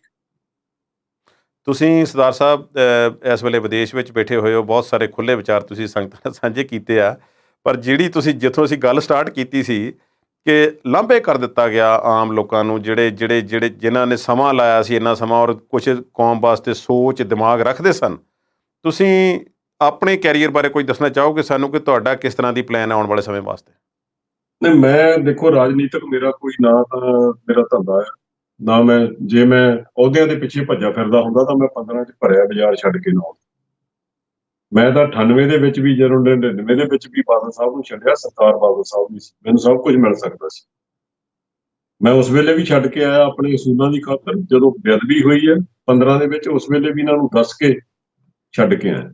ਜੇ ਅਹੁਦਿਆਂ ਦੀ ਪ੍ਰਾਪਤੀ ਮੇਰੀ ਇੱਛਾ ਹੁੰਦੀ ਤਾਂ ਫਿਰ ਮੈਂ ਅੱਜ ਕਈ ਕੁਝ ਹੋਰ ਵੀ ਲੈ ਸਕਦਾ ਸੀ। ਭਵਿੱਖ ਦੀ ਕੀ ਪਲੈਨਿੰਗ, ਭਵਿੱਖ ਦੀ ਕਿਸ ਤਰ੍ਹਾਂ ਦੀ ਪਲੈਨਿੰਗ ਦੀ ਤੁਸੀਂ? ਜੋ ਸਤਿਗੁਰੂ ਕਰਾਊਗਾ, ਜੋ ਪੰਥ ਤੇ ਪੰਜਾਬ ਦੇ ਭਲੇ ਲਈ ਹੋ ਸਕੂਗਾ, ਉਹ ਜ਼ਰੂਰ ਕਰ। ਮੇਰਾ ਮਨ ਆ ਕਿ ਨੌਜਵਾਨੀ ਅੱਗੇ ਆਵੇ, ਅਸੀਂ ਪਿੱਛੇ ਬਹਿ ਕੇ ਉਹਨਾਂ ਨੂੰ ਗਾਈਡ ਕਰੀਏ। ਚੰਗੇ ਨੌਜਵਾਨ ਭਵਿੱਖ ਦੇ ਵਾਰਸ ਬਣ, ਜਿਹੜੇ ਇਹ ਜੋ ਖਲਾ ਪੰਜਾਬ ਦੇ ਵਿੱਚ ਪੈ ਗਿਆ ਖੇਤਰੀ ਪਾਰਟੀ ਦਾ ਔਰ ਪੰਥ ਪ੍ਰਸਤੀ ਦਾ, ਪੰਜਾਬ ਪ੍ਰਸਤੀ ਦਾ, ਉਹ ਨੌਜਵਾਨ ਅੱਗੇ ਆ ਕੇ ਪੂਰਾ ਕਰਨ। ਸਾਡੇ ਵਰਗੇ ਪਿੱਛੇ ਬੈਠ ਕੇ ਵੀ ਉਹਨਾਂ ਨੂੰ ਸਲਾਹ ਦੇ ਸਕਦੇ ਆ, ਸਾਡੀ ਕੋਈ ਇੱਛਾ ਨਹੀਂ। ਆਖਰੀ ਸਵਾਲ ਜੀ, ਸ਼੍ਰੋਮਣੀ ਗੁਰਦੁਆਰਾ ਪ੍ਰਬੰਧਕ ਕਮੇਟੀ ਦੇ ਵਿੱਚ ਤੁਸੀਂ ਇੰਨਾ ਲੰਬਾ ਸਮਾਂ ਸੇਵਾ ਨਿਭਾਈ ਹੈ, ਇਸ ਗੱਲ ਵਿੱਚ ਕੋਈ ਸ਼ੱਕ ਨਹੀਂ ਕਿ ਜਿਵੇਂ ਤੁਸੀਂ ਕਿਹਾ ਕਿ ਚੰਗੀ ਸੰਸਥਾ ਹੈ, ਮੈਨੂੰ ਮਾਣ ਹੈ ਉਸ 'ਤੇ, ਚਲੋ ਠੀਕ ਹੈ ਗੱਲ, ਪਰ ਆਮ ਸਿੱਖ ਹੋ ਸਕਦਾ ਕੋਈ ਵਾਧੂ ਸਵਾਲ ਵੀ ਕਰ ਜਾਂਦੇ ਹੋਣ, ਪਰ ਫਿਰ ਵੀ ਕੁਝ ਨਾ ਕੁਝ ਊਣਤਾਈਆਂ ਜਿਹੜੀਆਂ ਤੁਸੀਂ ਬਿਲਕੁਲ ਓਨੈਸਟਲੀ ਐਡਮਿਟ ਕਰਨੀਆਂ ਚਾਹੋ ਕਿ ਆਹ 5-7 ਗੱਲਾਂ ਜੇ ਠੀਕ ਹੋ ਜਾਣ ਤਾਂ ਸ਼੍ਰੋਮਣੀ ਗੁਰਦੁਆਰਾ ਪ੍ਰਬੰਧਕ ਕਮੇਟੀ ਦਾ ਪ੍ਰਬੰਧ ਜਿਹੜਾ ਹੋਰ ਨਿਖਰ ਕੇ ਵਧੀਆ ਤਰੀਕੇ ਨਾਲ ਸਾਹਮਣੇ ਆਵੇਗਾ, ਕੋਈ ਇਹੋ ਜਿਹੀਆਂ ਗੱਲਾਂ? ਦੇਖੋ, 2-3 ਗੱਲਾਂ ਨੇ। ਸ਼੍ਰੋਮਣੀ ਗੁਰਦੁਆਰਾ ਪ੍ਰਬੰਧਕ ਕਮੇਟੀ ਦਾ ਜਿੱਦਾਂ ਕੱਦ ਹੈ ਨਾ, ਉਸ ਕੱਦ ਪੁੱਤ ਦਾ ਉਹਨੂੰ ਪ੍ਰਧਾਨ ਨਹੀਂ ਮਿਲਿਆ ਟੌਹੜਾ ਸਾਹਿਬ ਤੋਂ ਬਾਅਦ। ਜੇ ਉੱਡੇ ਕੱਦ ਦਾ ਉਹਨੂੰ ਪ੍ਰਧਾਨ ਮਿਲਦਾ ਹੁੰਦਾ ਤਾਂ ਸ਼੍ਰੋਮਣੀ ਗੁਰਦੁਆਰਾ ਪ੍ਰਬੰਧਕ, ਕਿਉਂਕਿ ਜਿਹੜੇ ਪ੍ਰਧਾਨ ਬਣਦੇ ਵੀ ਹੈ ਨਾ, ਚਾਹੇ ਚੰਗਾ ਹੋਵੇ ਮਾੜਾ ਹੋਵੇ, ਜਿਸ ਪ੍ਰਧਾਨ ਨੇ ਬਾਦਲ ਪਰਿਵਾਰ ਨੂੰ ਜਵਾਬ ਦੇ ਰਹਿਣਾ ਉਹ ਪੰਥ ਦੀ ਗੱਲ ਨਹੀਂ ਕਰ ਸਕਦਾ। ਤੇ ਟੌਹੜਾ ਸਾਹਿਬ ਇੱਕ ਐਸੇ ਆਗੂ ਸੀ ਜਿਹੜੇ ਬਾਦਲ ਤੋਂ ਵੱਡੇ ਕੱਦ ਦੇ ਆਗੂ ਸੀ। ਬਾਦਲ ਉਹਨਾਂ 'ਚ ਦਖਲ-ਅੰਦਾਜ਼ੀ ਨਹੀਂ ਸੀ ਕਰ ਸਕਦਾ ਥੋੜ੍ਹੀ ਕੀਤੀ। ਦੂਜੀ ਗੱਲ, ਜੇ ਅੱਜ ਵੀ ਬਾਦਲ ਪਰਿਵਾਰ ਆਹ ਜੋ ਕੁਝ ਉਹਨਾਂ ਨਾਲ ਹੋਇਆ ਇਹ ਸਮਝ ਕੇ ਸਿਆਸੀ ਦਖਲ-ਅੰਦਾਜ਼ੀ ਸ਼੍ਰੋਮਣੀ ਕਮੇਟੀ ਚੋਂ ਬੰਦ ਕਰ ਦੇਵੇ ਤੇ ਉਹਨਾਂ ਨੂੰ ਖੁੱਲ੍ਹੇ ਹੋ ਕੇ ਕੰਮ ਕਰਨ ਦਾ ਮੌਕਾ ਦੇਵੇ, ਤੇ ਮੈਂ ਨਹੀਂ ਸਮਝਦਾ ਵੀ ਸ਼੍ਰੋਮਣੀ ਗੁਰਦੁਆਰਾ ਪ੍ਰਬੰਧਕ ਕਮੇਟੀ ਦੀ ਵਰਕਿੰਗ 'ਚ ਕੋਈ ਨੁਕਸ ਪੂਰਾ ਹੋ ਸਕਦਾ। ਠੀਕ ਹੈ ਜੀ, ਸਰ ਸਾਹਿਬ ਬਹੁਤ ਬਹੁਤ ਮਿਹਰਬਾਨੀ ਸਮਾਂ ਦਿੱਤਾ। ਫਿਰ ਵੀ ਅਸੀਂ ਇਹੋ ਜਿਹੇ ਕੋਈ ਗੰਭੀਰ ਮੁੱਦੇ ਅਗਰ ਆਉਣ ਵਾਲੇ ਦਿਨਾਂ ਵਿੱਚ ਆਉਂਦੇ ਨੇ ਤਾਂ ਤੁਹਾਡੇ ਵਿਚਾਰ ਅਸੀਂ ਜਾਣਨਾ ਚਾਹਾਂਗੇ। ਸਮਾਂ ਦੇਣ ਲਈ ਬਹੁਤ ਬਹੁਤ ਧੰਨਵਾਦ ਜੀ। ਵਾਹਿਗੁਰੂ ਜੀ ਕਾ ਖਾਲਸਾ, ਵਾਹਿਗੁਰੂ ਜੀ ਕੀ ਫਤਿਹ। ਵਾਹਿਗੁਰੂ ਜੀ ਕੀ ਫਤਿਹ। ਇਸ ਦੇ ਨਾਲ ਹੀ ਅੱਜ ਦਾ ਵਿਚਾਰ ਚਰਚਾ ਪ੍ਰੋਗਰਾਮ ਖਤਮ ਕਰਦੇ ਹਾਂ। ਇਜਾਜ਼ਤ ਦਿਓ। ਸਤਿ ਸ਼੍ਰੀ ਅਕਾਲ।